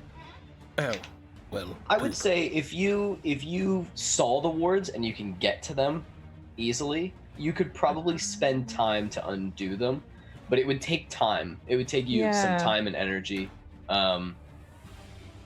If you wanted to do it in a way that she wouldn't notice right away, you could also Yeah. try to destroy them, but like That's who gonna knows- hurt. Well, who knows? Yeah, who knows what kind of wards they are? Maybe you'll go and it'll, like, make Yeah. your arm turn into Alright, so jelly. the- Like, the more problematic than I had originally understood. Would it be easier to just have her invite us into her home? Absolutely. I Well, mean, that's yeah. possible, yes. Well, I am very good at that sort of thing. True. I'm also very good at breaking glass in people's faces and making them go to sleep. Also true. Also, You want to put her to sleep? I mean, if you want, I have this now, and hands a little pouch. Victor procures several pouches and is like, hands one to Grimoken. It's the same thing, but in a powder. That seems less fun. I mean, I'll try it. I'm all about new options, but there's a certain simpleness to hitting someone in the face and watching them fall over. It's uncomplicated. Fair. But I'll try it, definitely. But can I put this in tea or something? Will it make them knock out? Like, if she were to offer us tea, could I slip it into it? Yeah, it could work. Well, now I have a whole new plan. My new plan is, Ebony and I gain entrance. Perhaps under the guise of Ebony wanting to seek counsel from a wise woman. And I'm just there to help and talk words prettily. And then we ask for tea, and I surreptitiously slip some powder into the tea. She falls asleep, and we ransack the place, getting out with everything we can, selling it for lots of money, and being good. Hope you plan on a disguise. I have so many. And if you want, I could, if you want, maybe instead of just selling something, you could pose as repairman or woman, and I just cause some problems to happen around the area. It's done slow. Do people come and repair things and done slow? I did. It wasn't great. So, like, I you feel have to repair shit yourself. So if Victor, you're saying you pose as part of the Scoveland Liberation Front, saying, "I'm here to fix this thing," people might be like, "Oh, cool." I feel like Is that what you mean? fewer steps in my plan. You know what I mean? Like, first we'd have to break the thing. I'm sorry. First, I need to say this before I forget it. The Scoveland Liberation Front can get someone like Victor into basically anywhere. I'm sorry, what now? I don't know anything about them. Anywhere in like Anywhere in the poor rundown districts. parts, which are generally very hard to access for people like you, Grimalkin.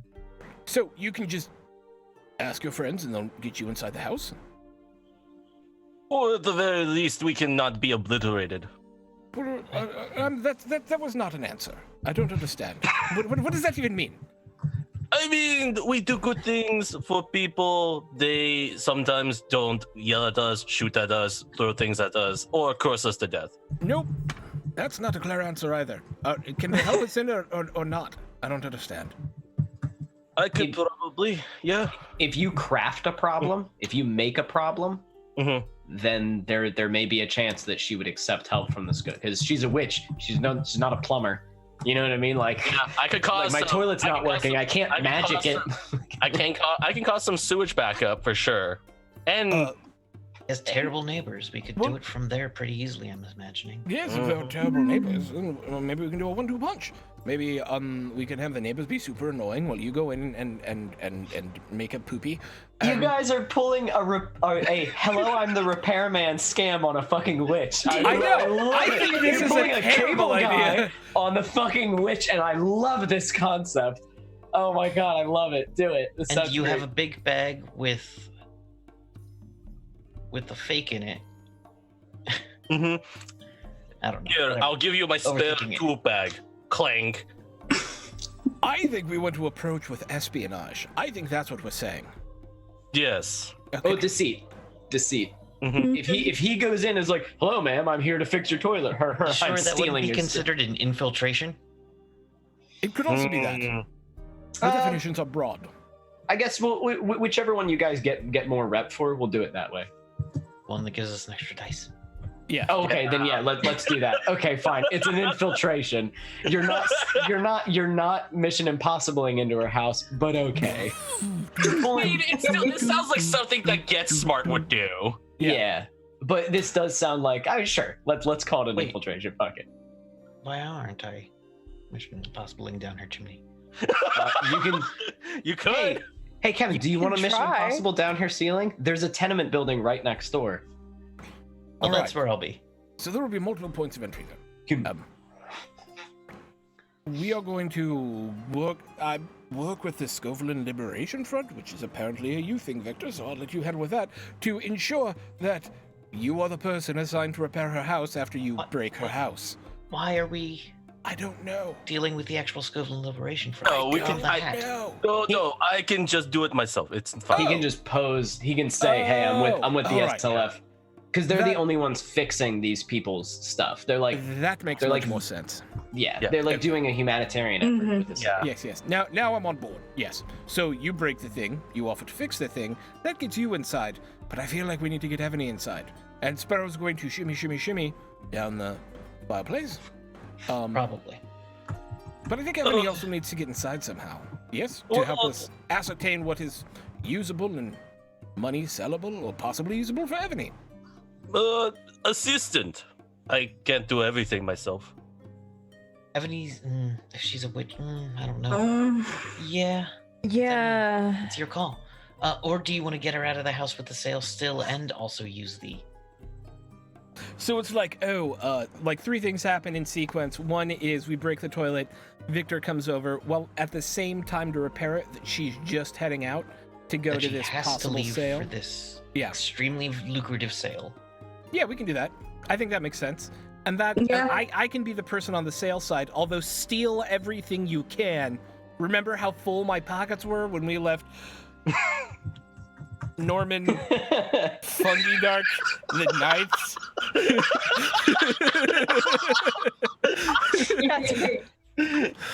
That's Mr. how Wellington's much you steal. house? Yes, Mr. Wellington's house. Oh, who I am now apparently related to, and I didn't say this. I inherited all this stuff. Oh, so you have those masks and whatnot. I have whatever's in the house. Which includes the masks. That is correct. Mm-hmm. So we could be like, hey, we have this mask. Well, we know she's interested in Skovland magic. Sweet. Any Skovland masks. I will take one of those masks and bring it with me on our meet. And I will send her a note saying, hey, I have this thing. I think you might be really, really interested in it. I just legally acquired new property and have no idea what these things are.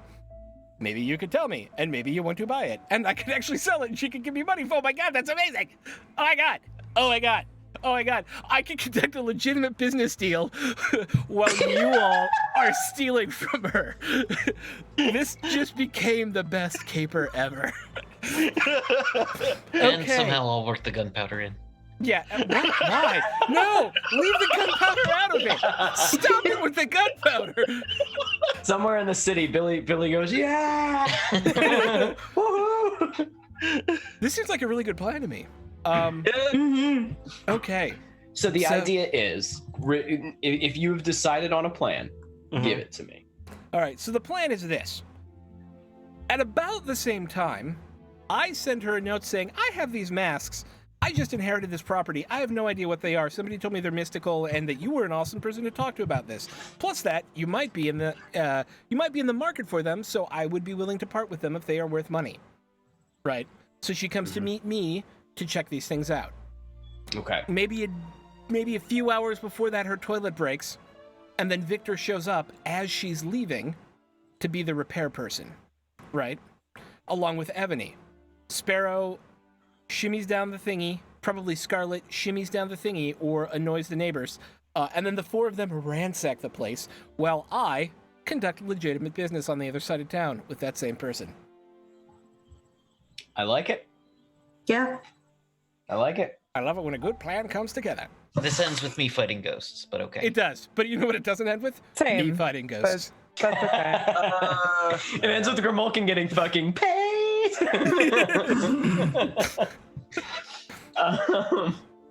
Okay, so like that one. I don't even know, guys. What the fuck? I guess an infiltration because you're breaking into her house while she's away. Really? Yeah. It's just you are also orchestrating the she is away portion of it. Yeah, so I would say an infiltration. And did you guys want to do any extra intel gathering, or are you good? I already gave you the layout of the house and stuff. Literally always want to do extra intel gathering because we get an extra die when I do it. Okay, so then you go ahead and do it, and then you can ask me questions about this job. Did you have something to add, Death by Mage? No, I'm just counting down the extra dice we got. Okay. I got 2 extra dice, but it's 1 for infiltration and 1 for Grimulkin. All right, I'm going to make my consort roll. Risky standard? Is this for info gathering? Yes. Yes, risky standard, sure. Yeah. Just because you're snooping. And I get a around free the +1 die. Yep. I got a 5. Not bad. Yeah. Not bad. So what would you like to ask me about? What do you this? think, team? You want to know what art she's want to know what she has bought in the past. Mm-hmm. Oh yeah, Yeah, I that way we absolutely want tailor to know it. what other valuables are in her house.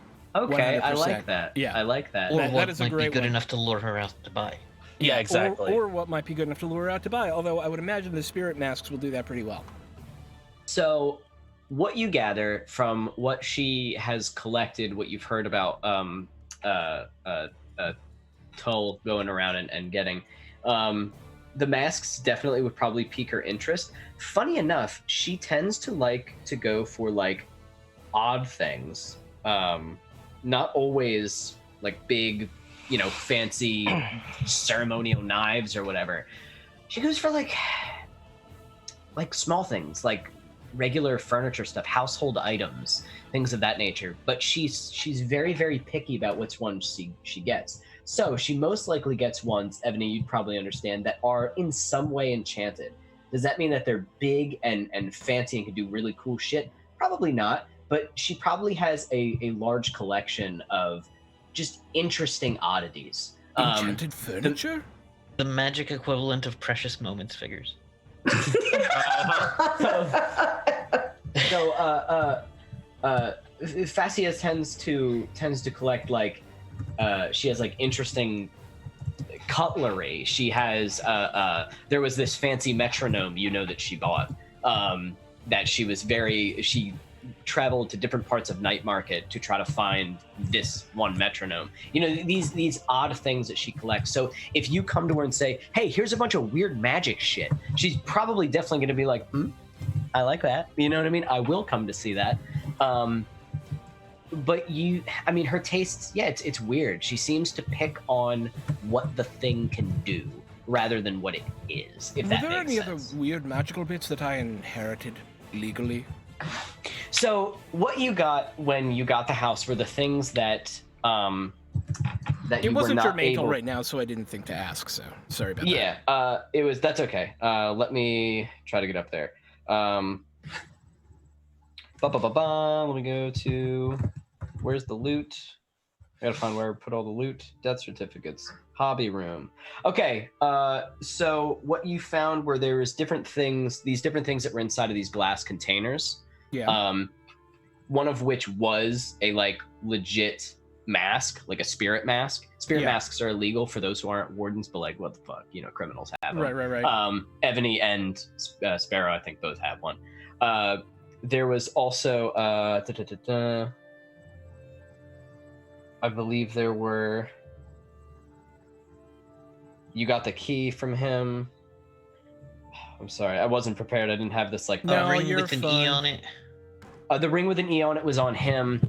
There was a small piece of obsidian in one of them. Not sure what the fuck that was about, but it was in its own thing, in its own container. These things are all still contained in these locked metal boxes. Nobody fucking touched them because they're I don't know what the fuck that is. It's just weird shit in these, and I would say all of which seems to be kind of her niche. These things are very different from each other, Yes. but Well, that's interesting. perfect. Yes, I will send her a note listing all of these strange bubbles and objects that I have, and I don't care. We may find out what some of them are. I don't have to sell them all.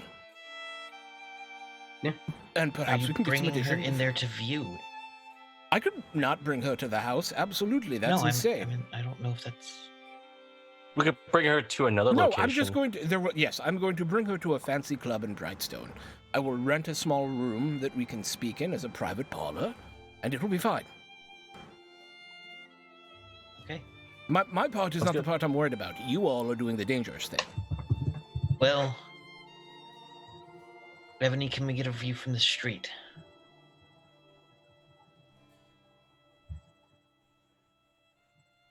You're muted, I think.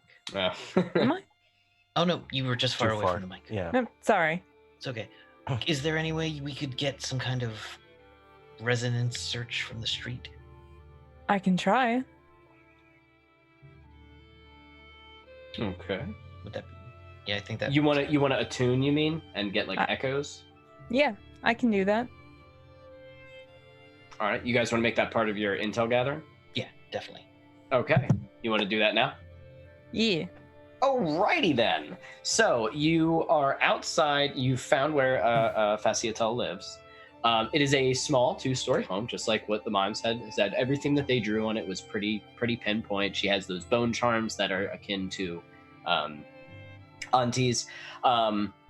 She has a small white picket fence around the home. Her home looks beautiful in comparison to the places around her. She ensures that everything that she makes looks nice. She has a small garden in within the white picket fence, growing different like herbs and things that looks untouched. And it's just a very nice little house. So I want you to roll to tune as you try to attune to the area and see what's going on. To the right, you see the large tenement building. Looks like it goes up about 4 stories. And then to the left, you see like that like sort of tunnel that leads down. It looks like it used to be some old maintenance tunnel that they just left there. Which looks horrendous in comparison to her nice home. Risky, controlled? Oh, this is going to be risky.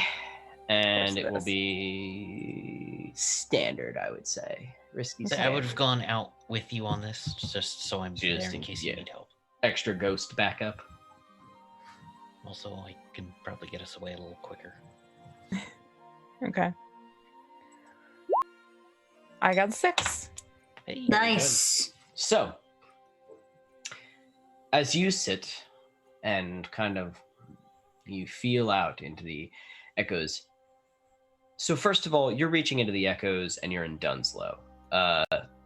That's already a pretty loud place. If you thought Crowsfoot was bad, Dunslow, they don't give a shit. You have to sift through the suffering and the pains of the people that are still alive.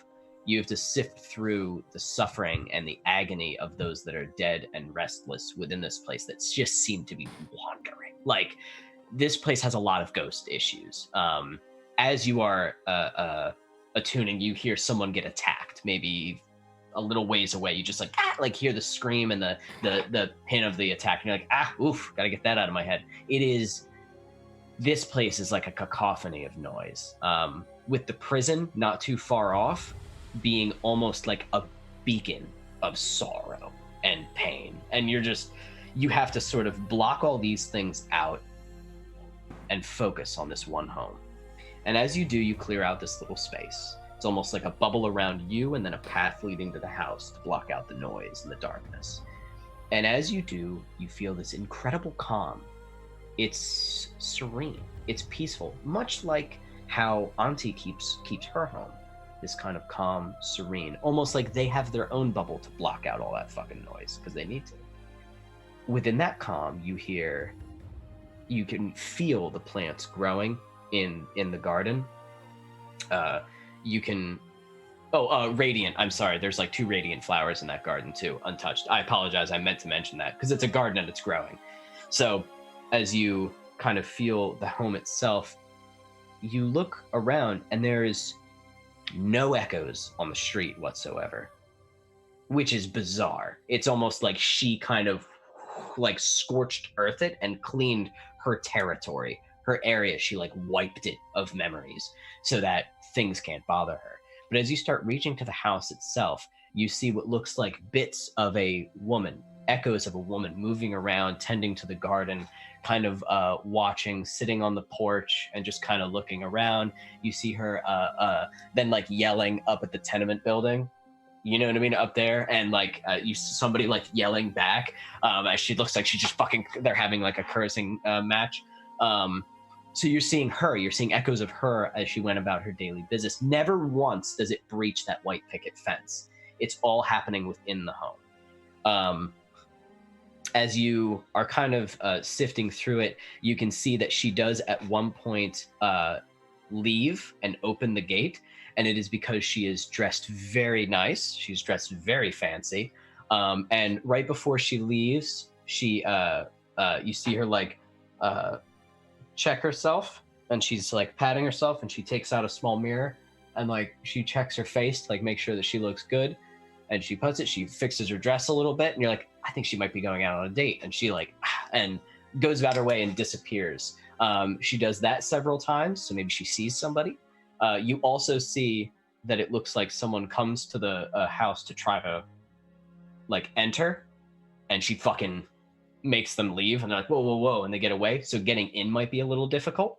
You might have to really work your way in with that. So yeah, amidst this day-to-day, it's a lot of like boring shit that you're seeing, day-to-day stuff. And then eventually she, amidst these kind of quick, fast-moving ghosts of her echoes, you see that one walks out of the front door, then stands at the porch, walks down, and as all the ghosts move around, the echoes, this one walks directly to the front gate and puts its hands on the front gate and looks at you. And it's like looking at you, and it's starting to reach out to you. And you can see along this like path, you see like a sort of a growing shadow of the home. Like it's whatever her presence is like trying to find you as you are attuning. You can continue to attune and you will get some information, but her shadow will reach you and she will connect to you. Yeah, I'm gonna cut the connection. Okay, bounce. You bounce out. Just and so as you kind of like, the shadow goes away and the house is just as it was. It seems to be like a defense mechanism of the home. If someone tries to attune, it will eventually be like, hey, you, and grab them. I will let Sparrow know that and kind of go, that was a little weird. Oh, yeah, so useful information. Yeah, she hates the neighbor. She may be dating somebody. Could be useful. And it may be difficult to enter her home. She doesn't seem to like that. But, you break somebody's toilet. What are they going to do? But yeah, scrubbed all the echoes around her home, like clean, like eradicated them. Okay. I think for me, for information gathering, what I want to do is I want to basically use the tenement house to kind of help survey, like use the tenement house as an excuse to visit and repair things. There's probably things to repair actually, but so that you are a comfortable face, you are like a familiar face. Mm-hmm. Right. Okay, and then but not only that, so that way as I'm walking to and from the tenement house over the course of a couple of days, I can survey the house and look at it from a structural standpoint, like the best entry points that are reasonably good and the best angles to get for the approach for Sparrow. Okay. So that will be survey, risky standard. Yeah, risky standard. Just because if you guys really fuck up, you're gonna like tip her off, maybe piss her off, cause trouble. Mm-hmm. Maybe not tip her off, but okay, there's a 4. All right, so mixed success. Mm-hmm. So you do so. Whilst you are doing this, you do catch the attention of, she has noticed you. You probably make it a point to make sure that she sees your face every once in a while, like a friendly hello maybe or something like that. However Victor would do that. But as you are fixing things, there do seem to be a lot of people who have a lot of problems in there and like, oh, fucking thank you so much. And they do seem really grateful because you don't ask money for this. You just do it. Mm-hmm. I would say you do notice, though, that she does not notice you. She watches you.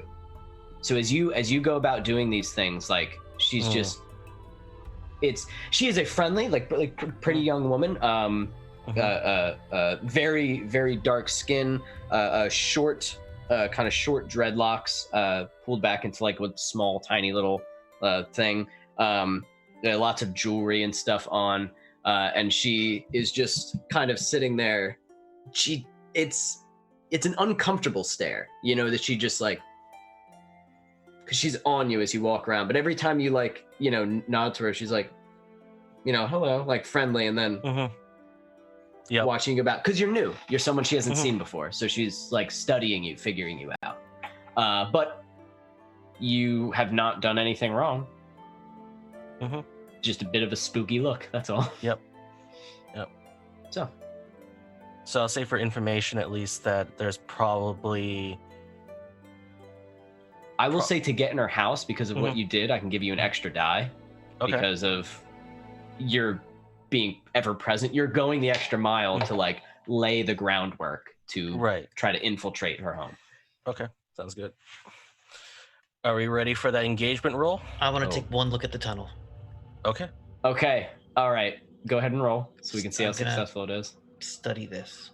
I'm actually going to push myself to study this. Wrong window. Ooh, let's do Too it. stress. Okay. Or survey. I'm going to survey the tunnel, looking for signs of blasts that magic might have left behind. Okay. Risky standard? Yes. As well as, other. Risky. I'm sorry. Risky. Great. Because if you succeed, you'll find something very interesting. But if you don't, it'll be whatever. Great. And if I don't, I trigger something interesting. I got a 4. All right. So better than those 2s. Yeah. So as you start surveying the tunnels, it's easy to get in. You just get in. Just nobody goes in here. And you quickly find out why. As you begin to make your way through the tunnels, you do see that there were evidence of squatters. But where you find evidence like there is a bedroll with squatters, you do see that there is blood and a drag mark that just goes deeper and then off into a tunnel on the left. A tunnel on the left, tunnel in front of you, and a tunnel on the right. The tunnel on the right would lead towards her home and under her home. Where these other two go, you don't know. Do you want to survey those as well, or do you just want to mainly focus on hers? I mean, you can like turn the corner of each just to like see that there's not a fucking like right there. Is there a gate that's broken? Or so on the left, there does seem to be a big like iron gate that was like in this tunnel that seems to be just wide open, and that's where like the blood trail went. It's old, you know what I mean, like old kind of dirt, like dried blackish kind of blood going that way. Going forward, you don't know, but just staring down the hallway, as you look at the gate, you're like, okay, got it. When you look down the middle hallway, every time you look down the this center tunnel, it's like, and it almost like draws your eye in, and you have to like, ugh. So you don't know what the fuck's down there, but it's like uncomfortable as shit to look at it for too long. And then the right tunnel, you can investigate that too if you'd like.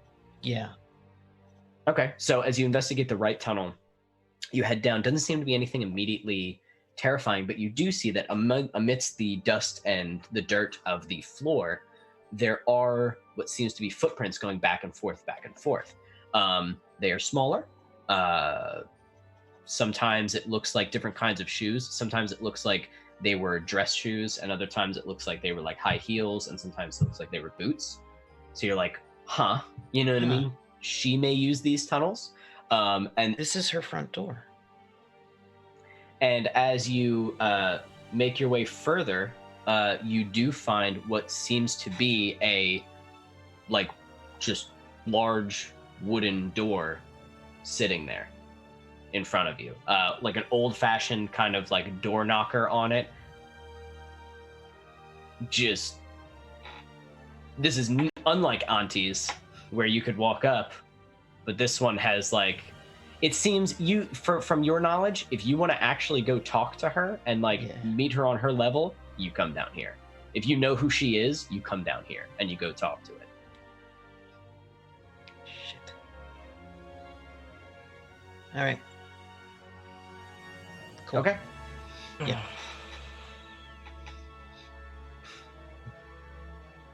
So, that is what you have learned. Are we ready for that engagement, my friends? Yeah, but I'm not rolling it. I will. I guess since I came back, I'll roll it. Okay. So, what are the questions to be asked? Let me see. We are doing this engagement, right? Generally, there's only one question in an engagement. What is it? Will you marry me? That's Nigel, I love you. Marry me. 128. Thank you, Nigel. This is gonna get so confusing. Okay. Oh no. Okay, so major advantages. Is this operation particularly bold or daring? I don't think so. You guys are playing it kind of safe. Ripping the wall off would have been bold or daring. That's true. Yeah, that's true. This is actually pretty pretty calm. Is the operation overly complex or contingent on many factors? I don't think so. I think we're a wash for this one. Does the plan's detail expose a vulnerability of the target or hit them where they are weakest? I think so. You are appealing to her interest in oddities. You are appealing to her interest to bring her out of her home and take her out of her secure area, leaving it unprotected. I would give you an extra die for that. So 1 extra die. And then you get 1 from me. Right? Yep. And then 1 for being an Are we treating this as an infiltration? I would say it is, because you So are breaking into her home while she's away. All right, so we get 3 bonus die on top of the 1. Can any of your friends or contacts provide aid or insight in this operation? Well, they did. The mimes. Yeah. The mimes Yep. basically provided you with information and aid, so take another one. Mm-hmm. And are there any other elements to consider? Did you want me to add the +1 from me surveying the area and kind of laying that groundwork? That's for you to. Yeah, I guess we can use that because that's for you to actually enter. And then I will say take 1 away because there's always some sort of surprise and twist that you guys don't know about. So yeah.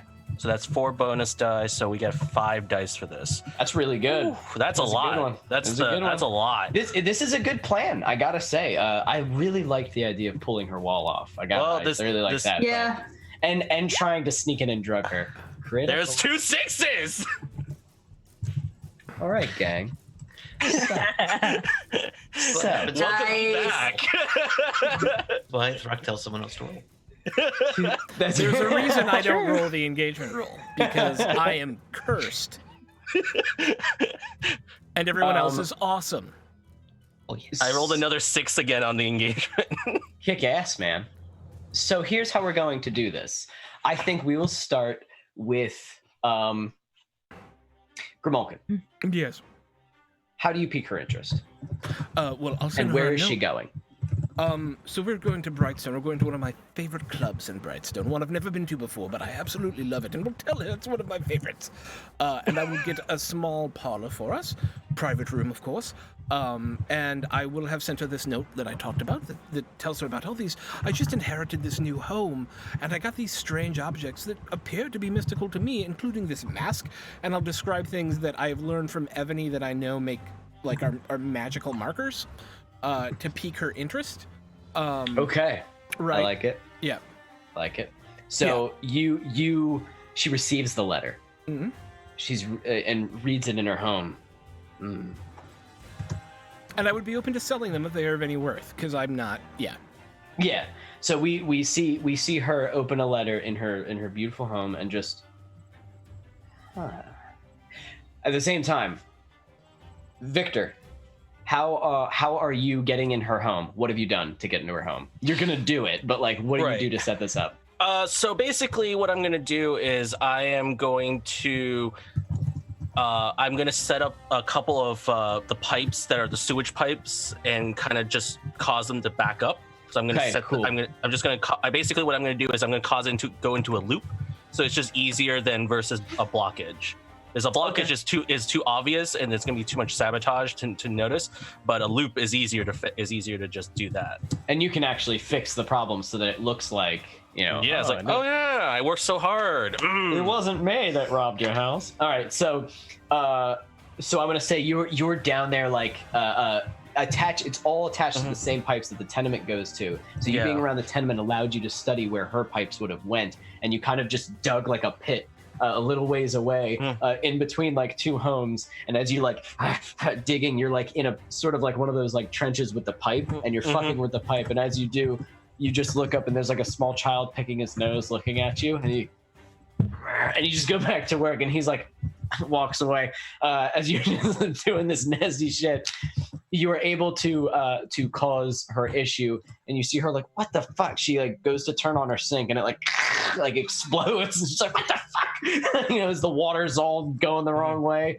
It's all dark brown, even more than usual. And so she's like, you know, just seems pissed off. And you approach as a friendly face. what do you say to her? Although some of the buildings and homes nearby have been stating that there's been some sort of problem with the pipes.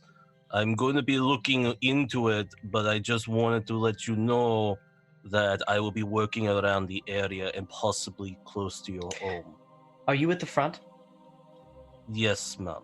Okay, good. So this won't be a charge to me? No. Yeah. I appreciate that. And I want you to know, Mr. What was your name? Victor. Your name is Victor? It's a pleasure Yes. to meet you. I am Fessia Toll, and she extends her hand. Sorry for the dirt on my hand. I don't mind. Shit. God You damn shake it. her hand? Mm-hmm. Okay, she shakes your hand. As she shakes your hand, she grabs it with both God hands. damn Firm it. handshake. Mhm. And slides her hand off. As she does, your hands are rough. You know, you are a worker. And as she shakes her hand, she comments on that. You must do a lot of work with your hands. Is this your living? Yes, I've actually used to repair lots of things when I was a child. Fascinating. Now tell me, Victor, will you be long? It shouldn't take me more than maybe a couple hours. Well, I'll tell you something, Victor. I do not trust people in my home, and I have somewhere to be. I have a previous engagement. So, do understand that me allowing you in my home while I am not here is me being very kind. Do you understand that, Victor? I do. Good. And I do this because I've seen the good work that you've been doing. I've been watching you. And I must say, what you're doing is very kind for these people. Some of them don't deserve it. And she looks up at that one window where you saw her yelling at them. But the rest of them do. I can only do so much here, but it is good to see that someone else cares. Thank you, Victor. And maybe I'll see you around. And she walks away. And you're like, huh, went better than you thought. And she leaves the door open. It's okay. I'm digging my own grave anyways. It's fine. So Hopefully not. she begins to make her way out as you just go into her home. I imagine you kind of look at the open front door and take a minute like, oh, it's just so much magic shit. and you're so out of your depth as you just walk in with all the charms and shit. It's just like gently like step through the threshold, like ever so gingerly. You're expecting a bomb to go off every time you like. As you pass through the threshold, some of the bone chimes like clack. There was no wind, and you're like, as you go in. What the fuck was that? So, how do the rest of you get in? How do you let them in? You're all going to be able to infiltrate if you want. And Scarlet, where are you in this? Are you overwatching them, or are you overwatching Grimalkin? Because you're usually like support, or you can be like Grimalkin's bodyguard, or you can be. In this particular situation, I'm gonna actually stick with Grimalkin. Okay. Bodyguard. Okay. I think that would make you look a little more professional and presentable. And you are meeting with a witch by yourself, which is super dangerous. Yeah. So that might be good. So we'll get to you guys. How do you two, Ebony and Sparrow, how do you guys get in the home? Wasn't I supposed to be going with Victor? Were you? Were you two Yeah. supposed to go as a team? Yeah. I was Oh my supposed God, to play assistant. Oh my gosh, I'm so We sorry. didn't bring it up though. That's okay. Oh, okay. So then flashback I to will. that happening. as she walks by, walking past Victor, you are like unloading the like carriage of like tools or whatever, with like a hat on, you know, looking like a person, and she walks past you and stops and looks at you and goes, Shit. "Are you going to be working with Victor on my home?" I'll be out here, ma'am. Oh, you'll be staying outside. Yes. Well, then that's excellent. My name is Fessia Toll. It's a pleasure to meet you. And she extends her hand. I will bow.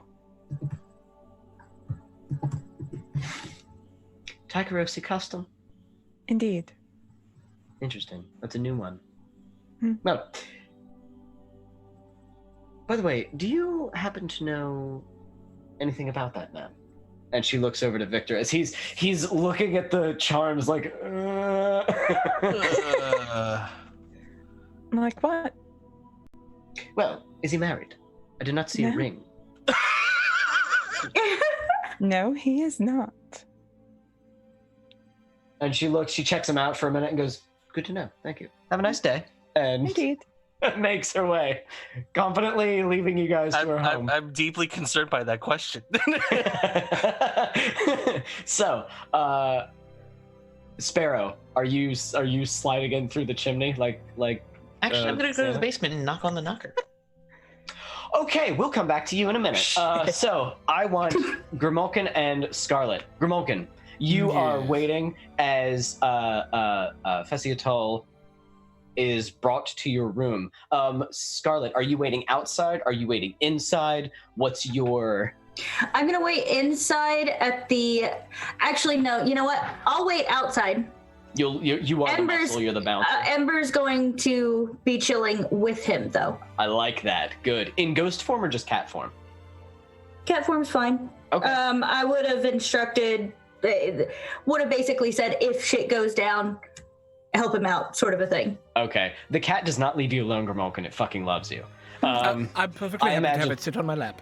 Whenever you have your cat on screen, that can be Kay's cat. I think that makes sense. So this cat's just kind of like all around your feet and all around you. As Fessia walks in, she goes, I stand up and I put out my hand. Fessia Toll, pleasure to meet you.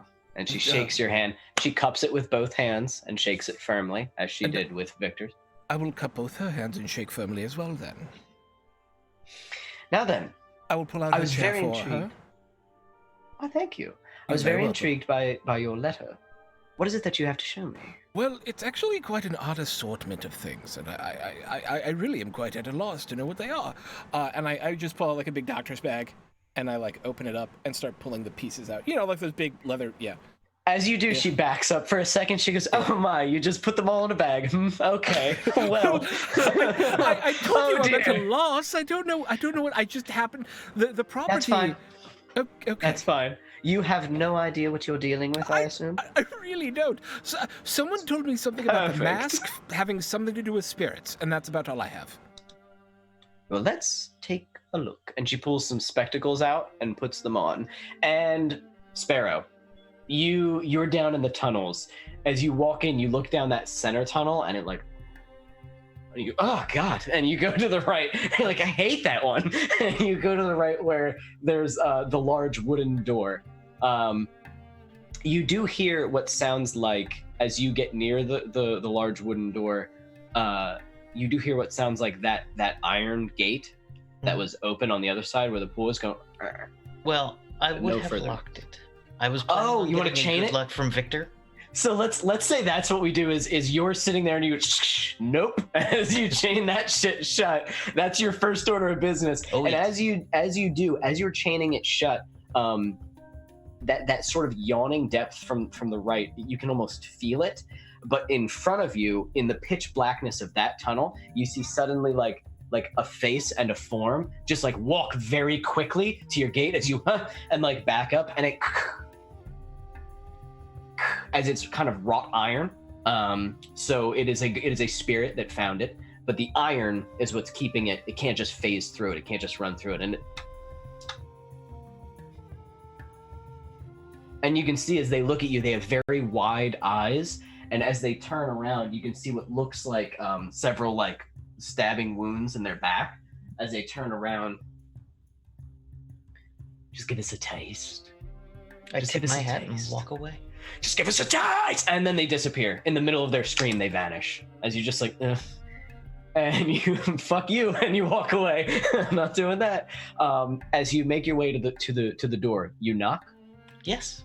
Okay. You knock on the door and you wait. And soon enough, you hear footsteps, heavy, big boots. The big boots that are in the prints. Definitely not the high heels, the large boots that are in the dirt. The door opens, and there before you stands probably about 6'3", a large man, and it appears that he has a big scar kind of running across his head that like dips down towards his ears. Doesn't go towards the back, but just like a big scar here. And he has sort of a vacant expression. And he goes, "Yes." I was told to come here. I need to meet with Miss Tull. Miss Tull, you said? The lady is away. Can I wait? I'm not supposed to let people in. You wouldn't be letting me. I need my. It's okay. They told me to come and wait here for her. I want you to try to convince him. Okay. You're gonna have to convince him. Yes. And I'm going to push myself. Okay. Again. 1, 2. There we go. So I think I two can dice help on with sway. this. Oh. If we all knew this plan was happening anyways, right? Yeah. I can give free help twice a gig, and this seems like one of those times when somebody needs help.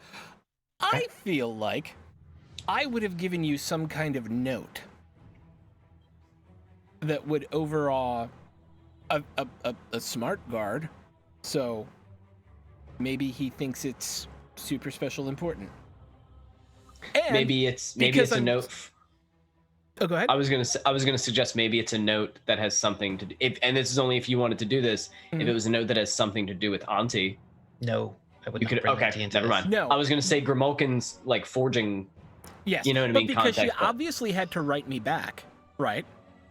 Yes. In order to meet the thing up. I have her signature. I have her handwriting. So I would just... You fucking stole it. You are a conniving son of a bitch, and I love love it. this game. I love it. Okay. We cut to as he's like, I'm not supposed to let you in, and you're like, I was told. And we cut to Grimalkin. Grimalkin, you throwing letters away and finding the one and going like, perfect. And like switchblading it open, taking it open, accept, good. You know what I mean? Like you just see that part and then you study the handwriting and start fucking forging it yourself. You're drawing them both upside down. Because apparently that's better for forging because you're just looking at it more as an object of art rather than letters. Yes. Huh. So yeah, you do so. And you're still gonna. No, that doesn't give an instant success, does it? Doesn't that just gives an extra die? No, it gives an extra die. Yeah. Okay, so you get an extra die from pushing yourself, and you get an extra die from Grimalkin's forged letter. Risky standard. I would say that this is risky, and this is risky standard. And 2 bonus dice. All the dice. I got a 4. And he grabs the letter, and he. It doesn't smell like her,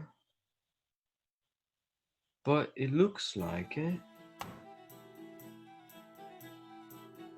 Come on in. Couldn't put her pheromones on it. And as you walk in, he reaches over and he grabs your hand, like a child, kind of, and begins to walk you into the home. Like, follow me.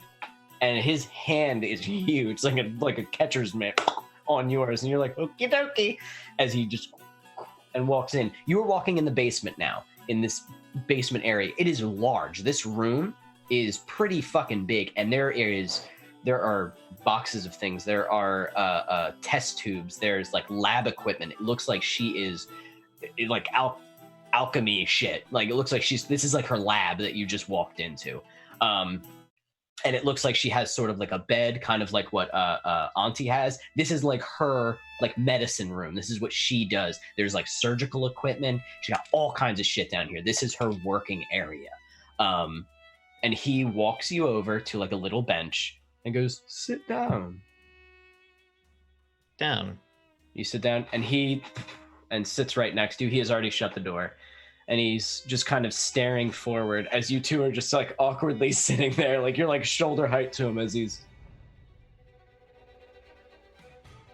I don't see the bowl or anything. Right? No, you're looking around down here. You don't see it, but you're like there is a stone stairwell going up. There's also another wooden door on the other side, kind of in the stone. Like so, there's another room down here, but then there's also stairs going up. You assume to the rest of her home. What's your name? My name's Frank. I've never heard that name before. It's beautiful. What's your name? Annalise. Annalise. That's very nice. And he just starts looking around. He just doesn't. Do you want to see my bugs? Yes, I would love to see your bugs. He grabs your hand again and stands up and walks towards that other door and opens it. As you two walk in there, we will cut to everybody else. So, Victor, Evany, what are you doing?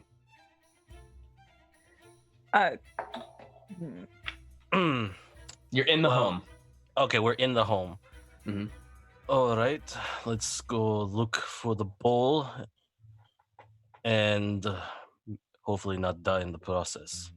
It is a lovely home. It just looks like it's full of knickknacks and furniture and stuff. Mm-hmm. But and that's what Victor, that's what you see, though you're intimidated by it. Evany, you see a landmine or a minefield. Like this place is hot. It is dangerous. And I feel like as Evany walks, Victor, every once in a while you catch Evany like stepping around something that you were about to walk into, and you're like, like, you know, like what was that? You know, and it's just, yeah, you are. It's almost like a dance of you walking around as this place is like. There's a lot of shit in here. Some of it you don't want to touch. Some of it looks a little cooler than others. Like, you know, danger-wise, a little calmer. Victor, you've been in war. Follow my footsteps. All right. And don't touch anything. Yeah. Okay. So yeah, you were smart enough to know that you had to like attune to the area and everything like that. I'm putting this as part of the critical that you got. You see the traps. You know, you are seeing these defenses that she's placing, and you are dodging them and helping Victor. Without you here in this spot, Victor would have been fucked. He would have stepped on stuff that would have set off alarms for her, but might not have been dangerous. But the minute he started to fuck with any stuff or like furniture, that's dangerous. You know what I mean? Like at that point, he would have started to get hurt. But as of right now, you're avoiding even some of the like lighter shit. You're just getting out of the way. So you guys look for the bowl? Yeah. I'm going to say that you find it easily enough.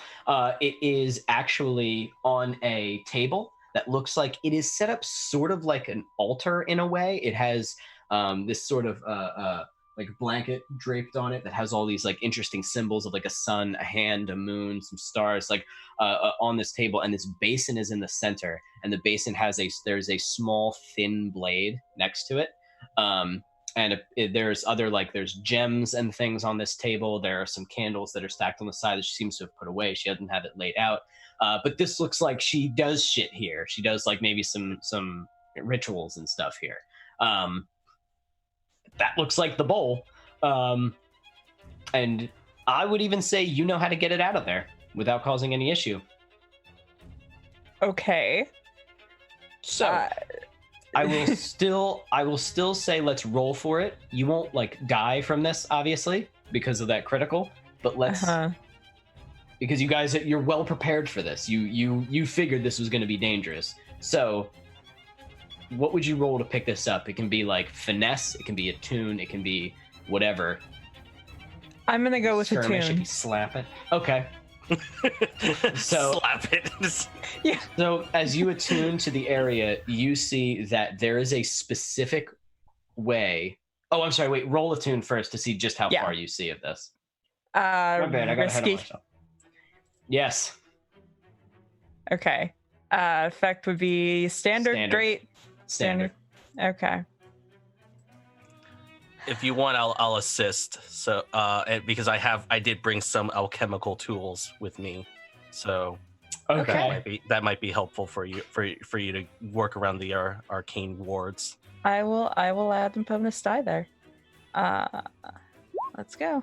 I got 6. Nice. God, that is a lot of fucking dice you get. So I will say that before you do it, Victor's like, wait. And he takes, and it looks like he has this like some kind of salt, and he puts it in your hands. And as you kind of like grind it into your hands and feel around, you're like, okay. It's almost like wearing big rubber gloves before you touch an electrical current. Like, all right, let's protect, And as you like, ooh, and you go to reach it, you see that the way she has it set up, you can't just lift this thing off. The minute you do, it'll trigger something. But what you can do is crank it to the right. It's a bowl, but you need to turn it like a valve. Then you need to slide it a little bit this way, turn it like 3 times that way, crank it to the left a little bit, raise it. It's like nonsense. Victor, it looks like she's just like moving this bowl around for no reason, but it's very slow, methodical. And every once in a while, she keeps looking up and then continues, and you're like, huh?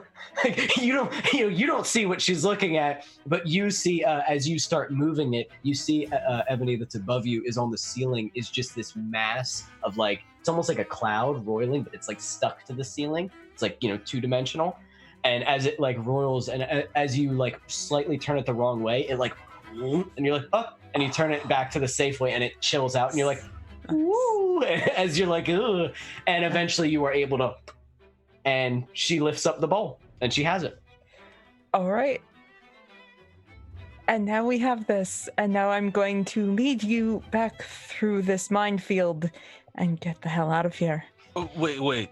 Before we go, won't she know this is missing? Yes. Super much, yes. Okay. I guess I won't get to that date after all.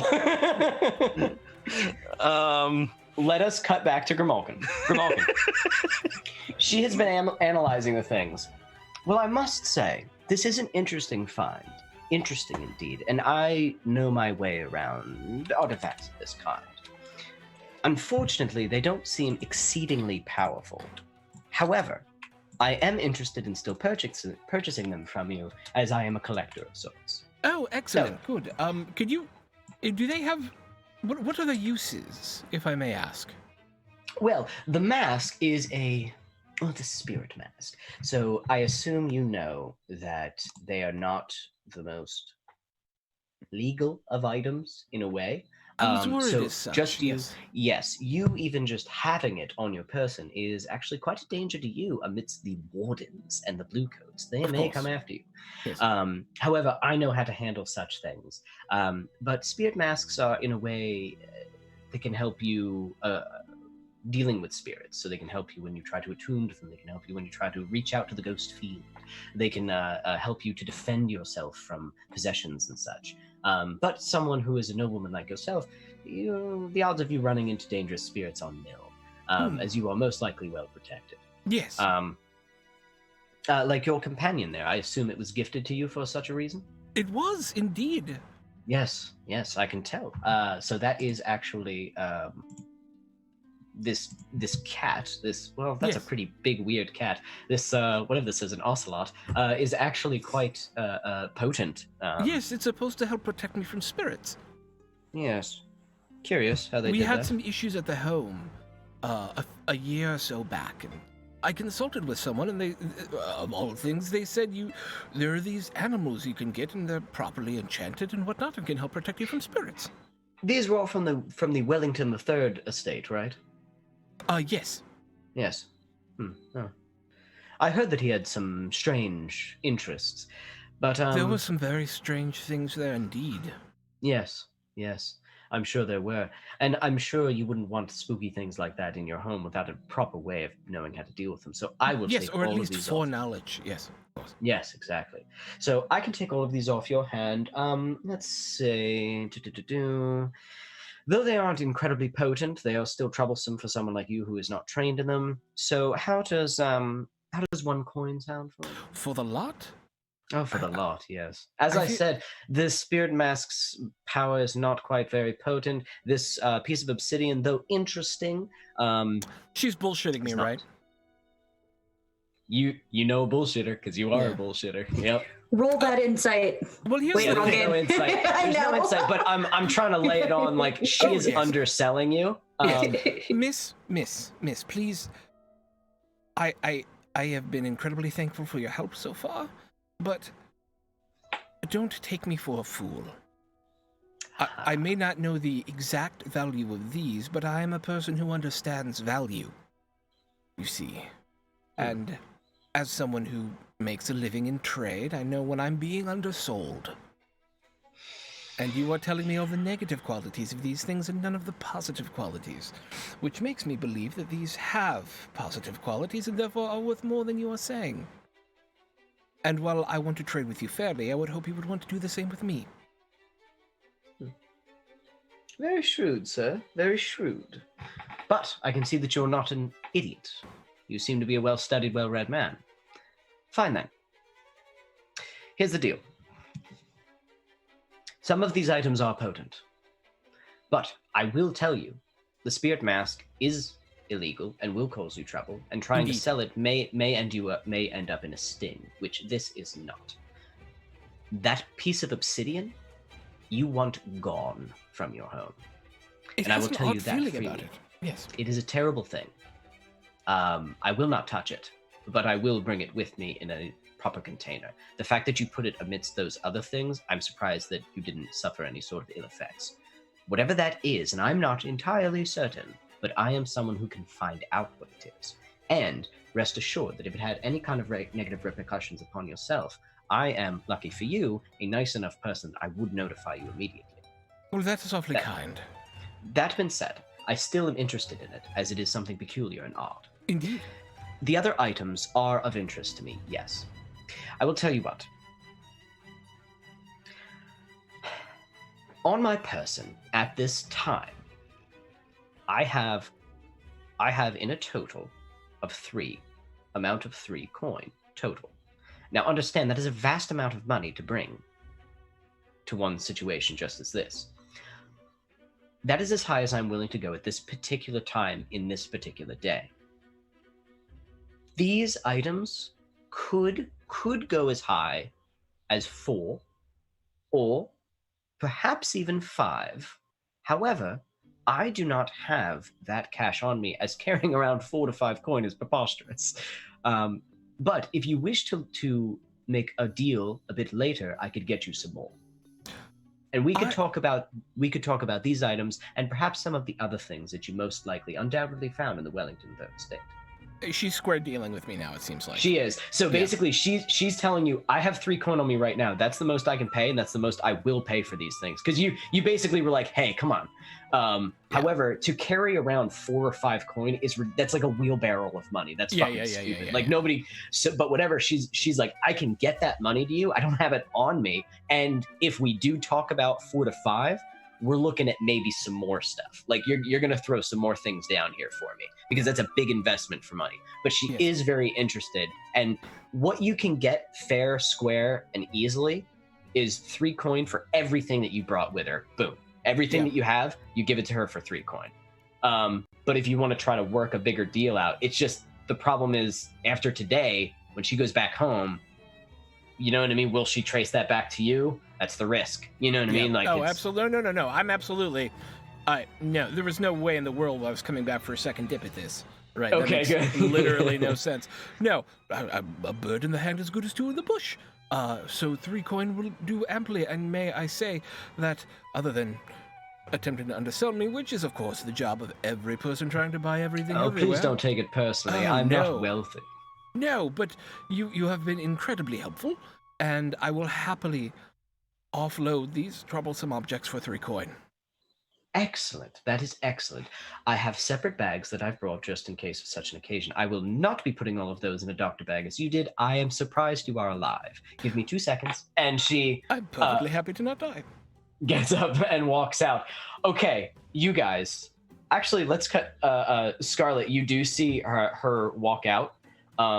As she exits, you can see her go stop and look to you. Oh. I'm sorry, are you the bodyguard? Yeah.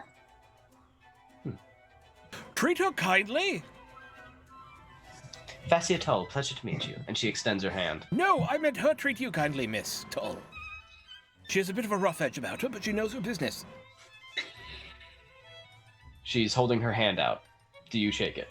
Forgive my rudeness, but it is a pleasure to meet you. Wise. And she walks back out. She said wise, if you couldn't hear me. I leaned towards the camera. I don't know what the microphone's over there. All right, so Sparrow, you get led into this room by this very large man named Frank. And he shows you that it's a smaller room, and it is obviously where he lives. There is a big bed. It actually looks pretty nice. Like, she could probably just let him sleep on the floor, but nope, there's like a whole bunch of stuff in here. It looks like he has toys, he has books, and he has a collection of bugs. They're all dead, but he has a big collection of bugs. They're like in terrariums, but they're dead. So they're like upside down and he's like, that's a butterfly, and that's a beetle, and that's a centipede, and that's another centipede, and that's a beetle. And he will just go on forever. You're muted, by the way, Kev. Yeah, I kind of just shake my head at like, yeah, interesting, Frank. That's interesting. Yeah. You can see as he turns, he has what looks like little notches of metal here on his neck, and then going down almost like each vertebrae has a small piece of metal in it going into his very large coat. I have a dumb plan that we could resolve something with in flashback. Yes? Oh? But it would require Victor getting a bit beat up. Sure. Okay.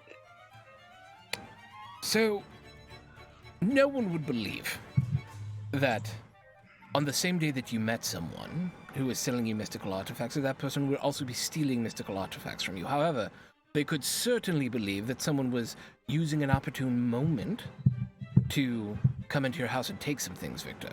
However, if you happen to get knocked the fuck out and are laying there when she returns... He doesn't need to be beaten up.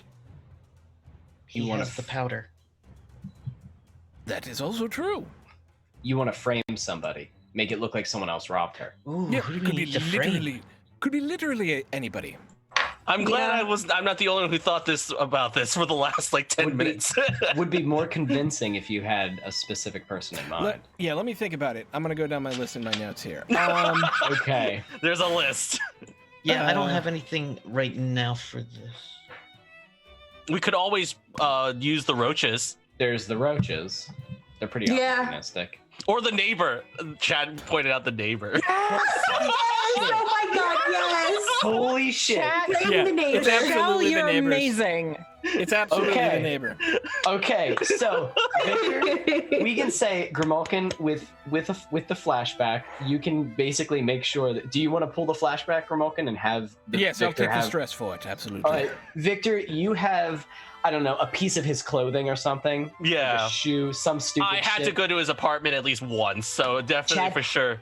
I'll tell you what, Chad wears this terrible fucking body spray. Oh and god. You can just like so if she walks in, she'll be like okay, so you have this awful body spray. I know it's Victorian era, but fuck it. You have Whatever. That's great. I love that we're all on board. Okay, Maybe so pheromones. So Whatever. Sparrow, while you're down there like talking to Frank, as you're like kind of distracting him and just sort of hanging out with him, Victor is up there like he was like, oh wait, before we leave, like spraying this shit everywhere, probably through the house. And then hands the bottle back to Ebony. It's just yes, to get rid of the evidence. Yes, and then and then do you take the sleepy powder? Yeah, it's like so. Victor hands the pouch to Ebony, like just take some and just throw it in my face.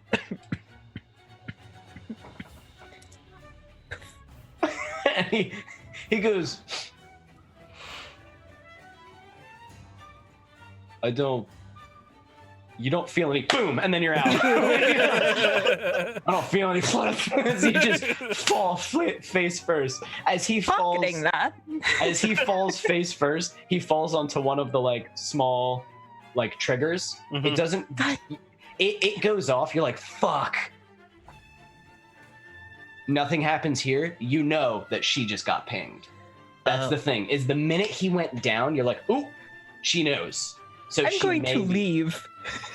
Now, remember, these were all over the floor, and she invited someone in her home. She probably assumed that some of these would be triggered because it's some people who didn't know. Just so you're aware, it wasn't one of the dangerous ones. It was more like an alarm. Yeah.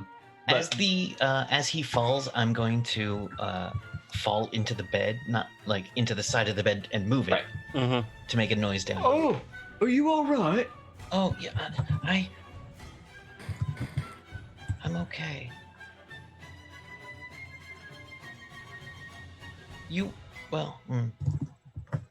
There's nothing in this room of value. Man, you could steal his books. It'd be mean. Yeah, it would. Yeah, that would be. Yeah, really that would be so mean. That would be like the worst thing you could possibly do. Yeah, like, he's like genuinely so very nice. Yeah. I don't even think Scarlet would do that one. I mean, if you want, I can flash back and give you also the sleeping powder as well. No. There's a small statuette. It's his favorite, and it's worth 10 coin. And it's his favorite. It's his favorite thing. He'll be heartbroken without it, but it's worth 10. No, I'm just kidding. I'm just kidding. He carves shit out of soap. There's nothing important down here. Yeah, that would have been a ponderer. All right, yeah. I'd have to think about that. I don't know. That's a lot of money. So, yeah, I'm gonna be like, oh, I think I saw a bug out in the tunnels, in the middle tunnel. Oh, the middle tunnel? Oh, What's up that's with the the middle dangerous one. Yeah. It lives down there. Does it? Miss Toll says that it's a horror. Wow. Yeah, it takes people sometimes. They come down and they just walk in. And then I hear them scream and scream. I don't go look. She said it would kill me. Yes, don't go But look. I'm really strong. It would kill you. Yeah, she said it would kill me like that, she said. She said maybe if it was my brother could do it, but not me. Who's your brother? Frank. Oh, That's Big Frank. I'm Little Frank. He's like 6.5 feet tall. This guy. Big Frank. God, I have to do this. Where's Big Frank? Cut to. Yeah, he goes. Yeah. Oh, yeah. Okay. Thanks, Kevin. I will be using that later. So, cut to. I don't know, guys. I mean, you did it. Cut to her collecting the items, packaging them in her own bags, and saying, "Well, sir, it was a pleasure." What was it? Did you call yourself Grimalkin? No. I called myself Reginald James Finley III. Yes. Esquire. Well, Mr. Finley III, Esquire, quite a long name. They're very proper. Mr. Finley, it was a pleasure meeting you, and thank you for this tip on these items. And if there is anything dangerous that may be resonating still on you, I will let you know. You're quite a doll. Thank you so much. Thank you. She shakes your hand, and as she walks out, she goes, "Oh, cat hair," and she puts it in her pocket and walks away. And as cat from the cat wandering all over the place, and as she exits, she walks out, she stops again, and she looks at you, Scarlet. And she goes, she looks behind her and she shuts the door so that you can't hear what she says, Grimalkin. And she goes, "Miss, I do not normally do this, but I cannot help but feel this on you. Have you been in the presence of anything dangerous lately?" I mean no disrespect, but have you been in the presence of anything supernatural? Fairly constantly. Well, depends on the day. You have a smell on you? I don't know if a smell is the right word. You have a feeling on you? Something bizarre. Does that ring a bell?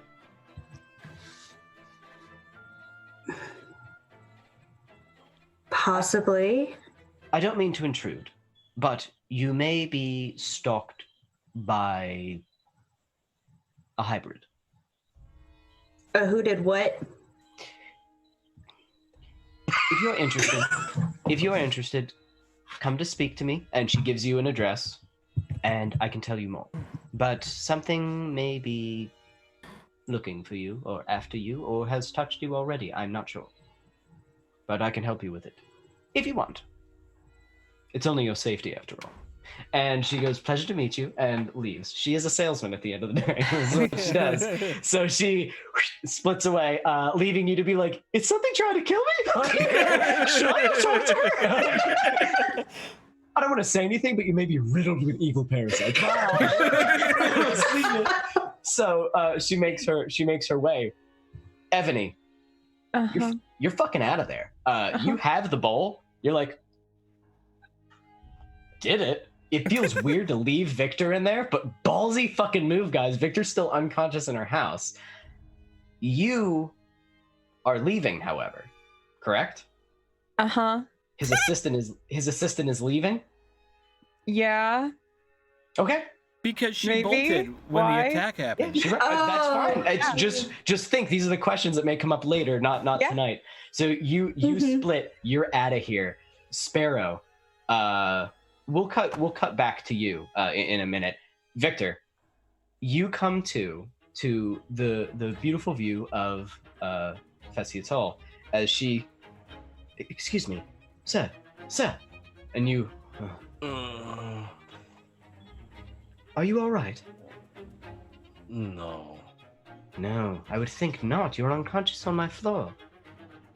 Ugh. Oh, yes. Here, let me help you up. And she helps you up and sits you at a chair. And she sits down across from you. And she goes, oh no. are you all right? And No. your vision's kind of hazy. No, I'm not. Oh, that is a shame. I'm not all right either. And she snaps her fingers and all the shutters shut and the door slams shut and it gets very dark in her house. And she goes, someone took something from me. And you're going to tell me everything you know. And I think we will cut there. The mission was successful. You did do it. God damn it. But Victor's going to have to talk his way out of a certain situation now because she's a witch and she needs to be very careful with her stuff. But well done. Oh.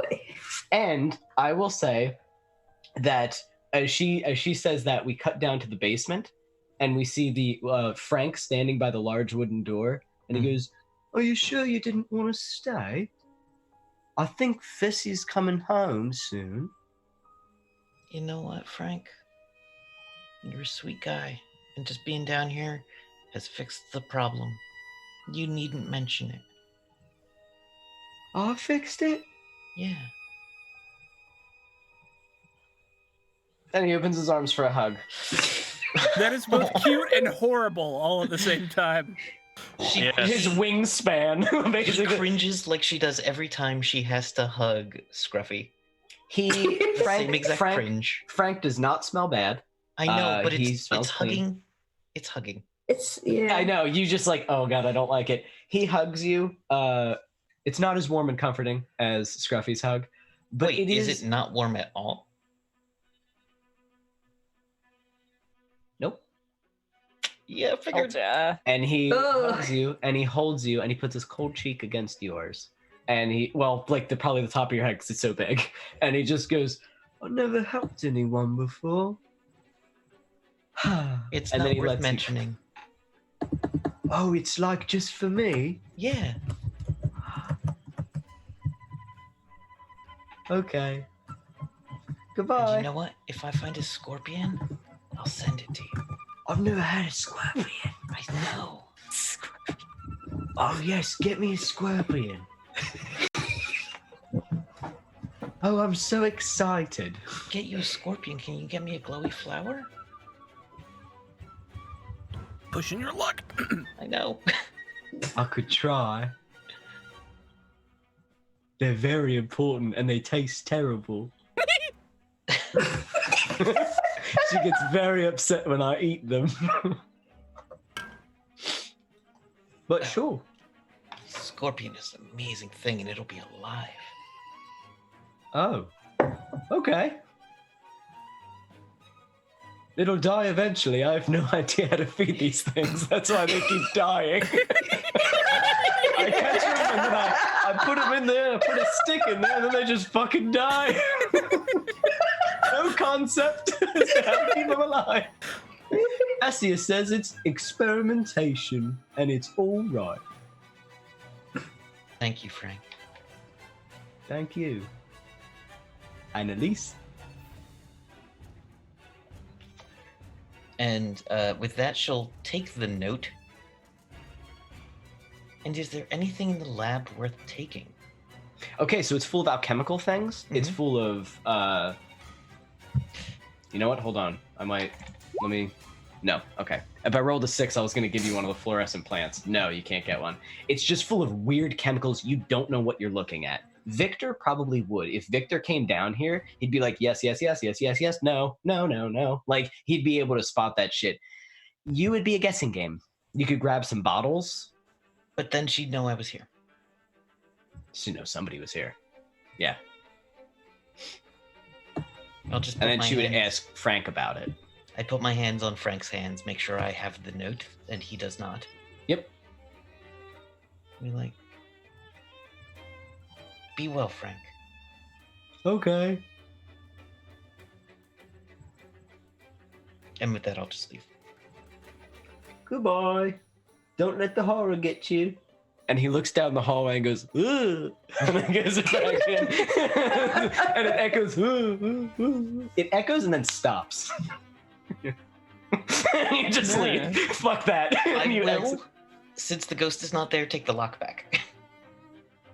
You take the lock back. The chain is just kind of loosely hanging as you take the padlock back. Or do you take the chain as well? And I'll leave the chain, because the chain Okay. is So you less leave the identifying. chain. As you do, you hear the chain rattle, fall to the floor, and you hear the door open. You kind of start quickening your steps. Nope. Nothing chases you, but it like opened the door again and then left it. Like, no, this is how it's supposed to be. Like, it didn't like that you locked it. Yeah. So, and that's it. And you guys succeeded. I think it is late. I'm sorry that we went so far into it. I apologize. I get carried away with these, and we will definitely cut it there though, and we'll pick it up next time. But yeah, well done. Thank you everybody for joining us. This was Blades in the Dark, episode like 11 or 12 or 100 or something. 11. Yeah, thank you for joining us. Don't forget, Welcome to the Party has a bunch of cool stuff. We have what are they? Supporters, right? We have Patreon. Yes. we have a Patreon. Please check out the Patreon, because basically what Throck is creating with the Patreon is a way to get back. It's not only to pump life into Welcome to the Party, but it's also really to like, help like fund creators and writers and things, which is awesome. And there is a Discord. If you want to come and see who the people are that really make up Welcome to the Party, come to the Discord. There's a lot of awesome people there. A lot of cool topics to talk about. The people are. There you go. And there's other games that maybe you could be a part of if you were interested. Or just talk to people. There's a lot of nice people there. As well as supporters. Tabletop Loot. Go to Tabletop Loot to get some cool dice. So Nerdware. Go to So Nerdware to see some cool shit. It's what the nerds wear. RootInc.com to see some awesome fucking fantasy maps that are unbelievable. And Roll20. Check it out. Really do. If you are thinking about running a game or playing a game, check out Roll20. Trust me. It's worth it, I think. It's a hell of a good deal. And all that stuff is in the chat. And that's it. Thank you for joining us. Have a good night, everybody. Outros?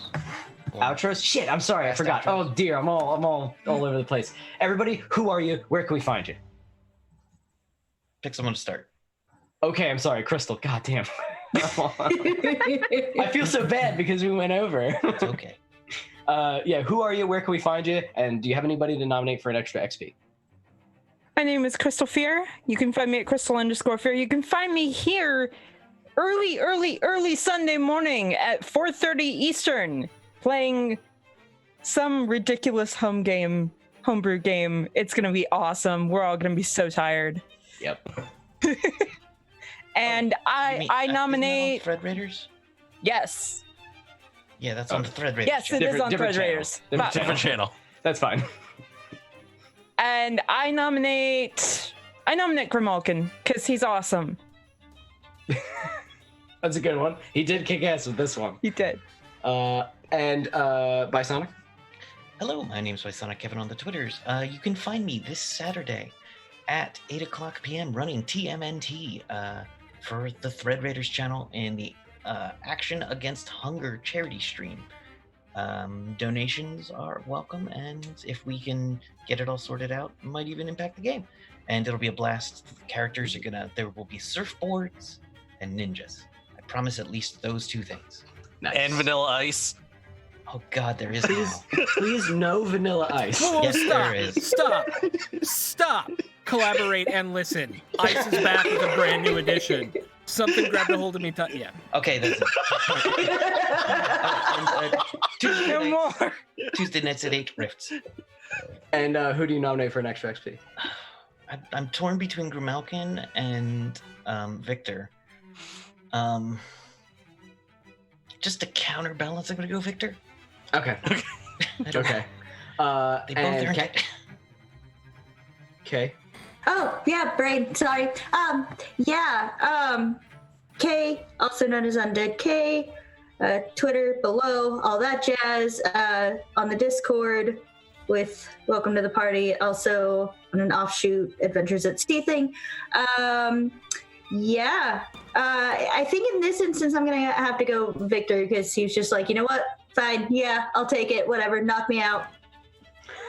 It's fine. Let me go to sleep at a witch's house. Yep. Whatever. This can't end horribly at all. No. And speaking of Victor.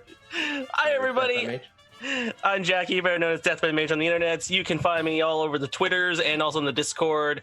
I do a lot of D&D and RPG content creation. You can find me on the DM's Guild for wonderful things like Journey into the Feywild, Artifacts of the Guild, and soon to up. Let me see, what else do I got? Oh, the Jubilexian Slime Race, because Slime's one adventure too. And you can also check me out on deathbymage.itch.io for all of my indie RPG games.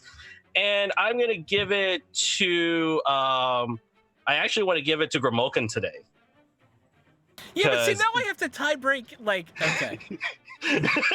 No, Evan has to tie break. I have to tie break. Oh. Yeah, Okay. Evan has to tie break. So, Very good. yep. And Throck? Well, no, this is what I mean. Now I have to give it to Victor. No, you don't. You give it to someone Give else it to who gets yourself. Who gives a shit? Yeah. That's weird. I'm not going to do that. I'll tell you what. I'll tell you what. Actually, Hold on. here's the thing. Wait, here's hold the on. thing. Give it to Victor, and I will flip a fucking coin. No, I because I will then flip. he gets I will 3. flip my Game No, Boy Advance because I don't have a coin. I was originally thinking about giving it to Sparrow for all of those amazing moments in the basement. So now you do have to break the tie. Yeah, now you do have to break the tie. Those were really cool. Right? Those No, were that was great. awesome. Those and were heartbreaking. great. And I love you, Victor. And you did take it like a champ, and I respect you for that. But my all shucks and Sparrow, heartfelt yeah. moments came in the basement, and Yeah. And hi, I'm Sean, also known as Thrak, co-founder here at Welcome to the Party. You can find me on all sorts of shit. Tuesday nights on Rifts, Wednesday nights here. Sunday mornings, technically. Saturday afternoons on Queen's Event, our Mouse Guard game. And then Sunday early afternoon, we may keep playing the Legend of the Five Rings game. I don't know. We'll see what happens. I'm in the air about it. And starting a new YouTube-only, YouTube-exclusive 7C game with the group who did my 7C one-shot. Everybody wanted to keep playing, so we're going to do that. Awesome. Kick ass. Nice. And I am Evan. Evan Jennings 64 on the Twitter and Zombie Love Juice on Instagram and such.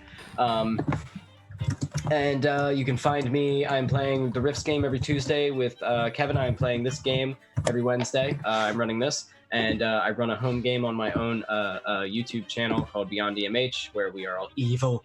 And I'm going to also be at 4 o'clock in the fucking morning playing a crazy game. I'm pretty excited for it, though, because I haven't done crazy shit early in the morning in a long time, so I thought it'd be fun.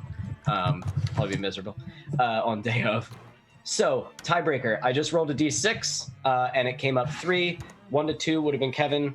3 to 4 would have been Jackie, and 5 to 6 would have been Throck. So, Jackie, you are going to get the XP for allowing yourself to be unconscious and being the only person within grasp of the witch after finding out that one of her items was stolen. Balls. The balls on you. But I think Victor's the perfect person because you're not magic at all. So you can be like, Nope. I don't know what happened. Like, I'm just don't a know. fucking guy. Yeah. I just fixed the pipes. I went Italian now. Whatever. All right, Full Mario. Super We got Mario. full Mario. But I loved it. You guys all kicked ass tonight. I really did. Kay, I just got to give you more things to kill. I apologize. I gotta throw you more. No, it's fine. It's fine. It's This fine. was just a delicate one. This is a This delicate. was this is not a Scarlet thing. Yeah. It's fine. And you guys didn't do anything wrong with her, so she didn't fight you. So, all right. Well, then that's it, guys. Thank you so much for joining us. Thank you guys for playing tonight. And yeah, I guess everybody have a good night. And we'll catch you on the next one.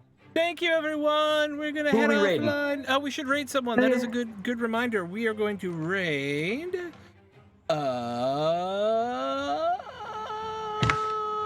Silver. Okay. Full beans. All right, so we're going to be out here in just a second. Thank you all so much for sticking with Okay, us no, tonight. It was an extended game. We love Yeah, you so sorry. much, and you can see us tomorrow night for Millennium Nights, our Powered by the Apocalypse, totally legally distinct Power Rangers game. Okay, we love you. Bye. Bye. Bye. Goodbye. Awkwardly waving. Everybody with the way. Bye. Okay, there it goes.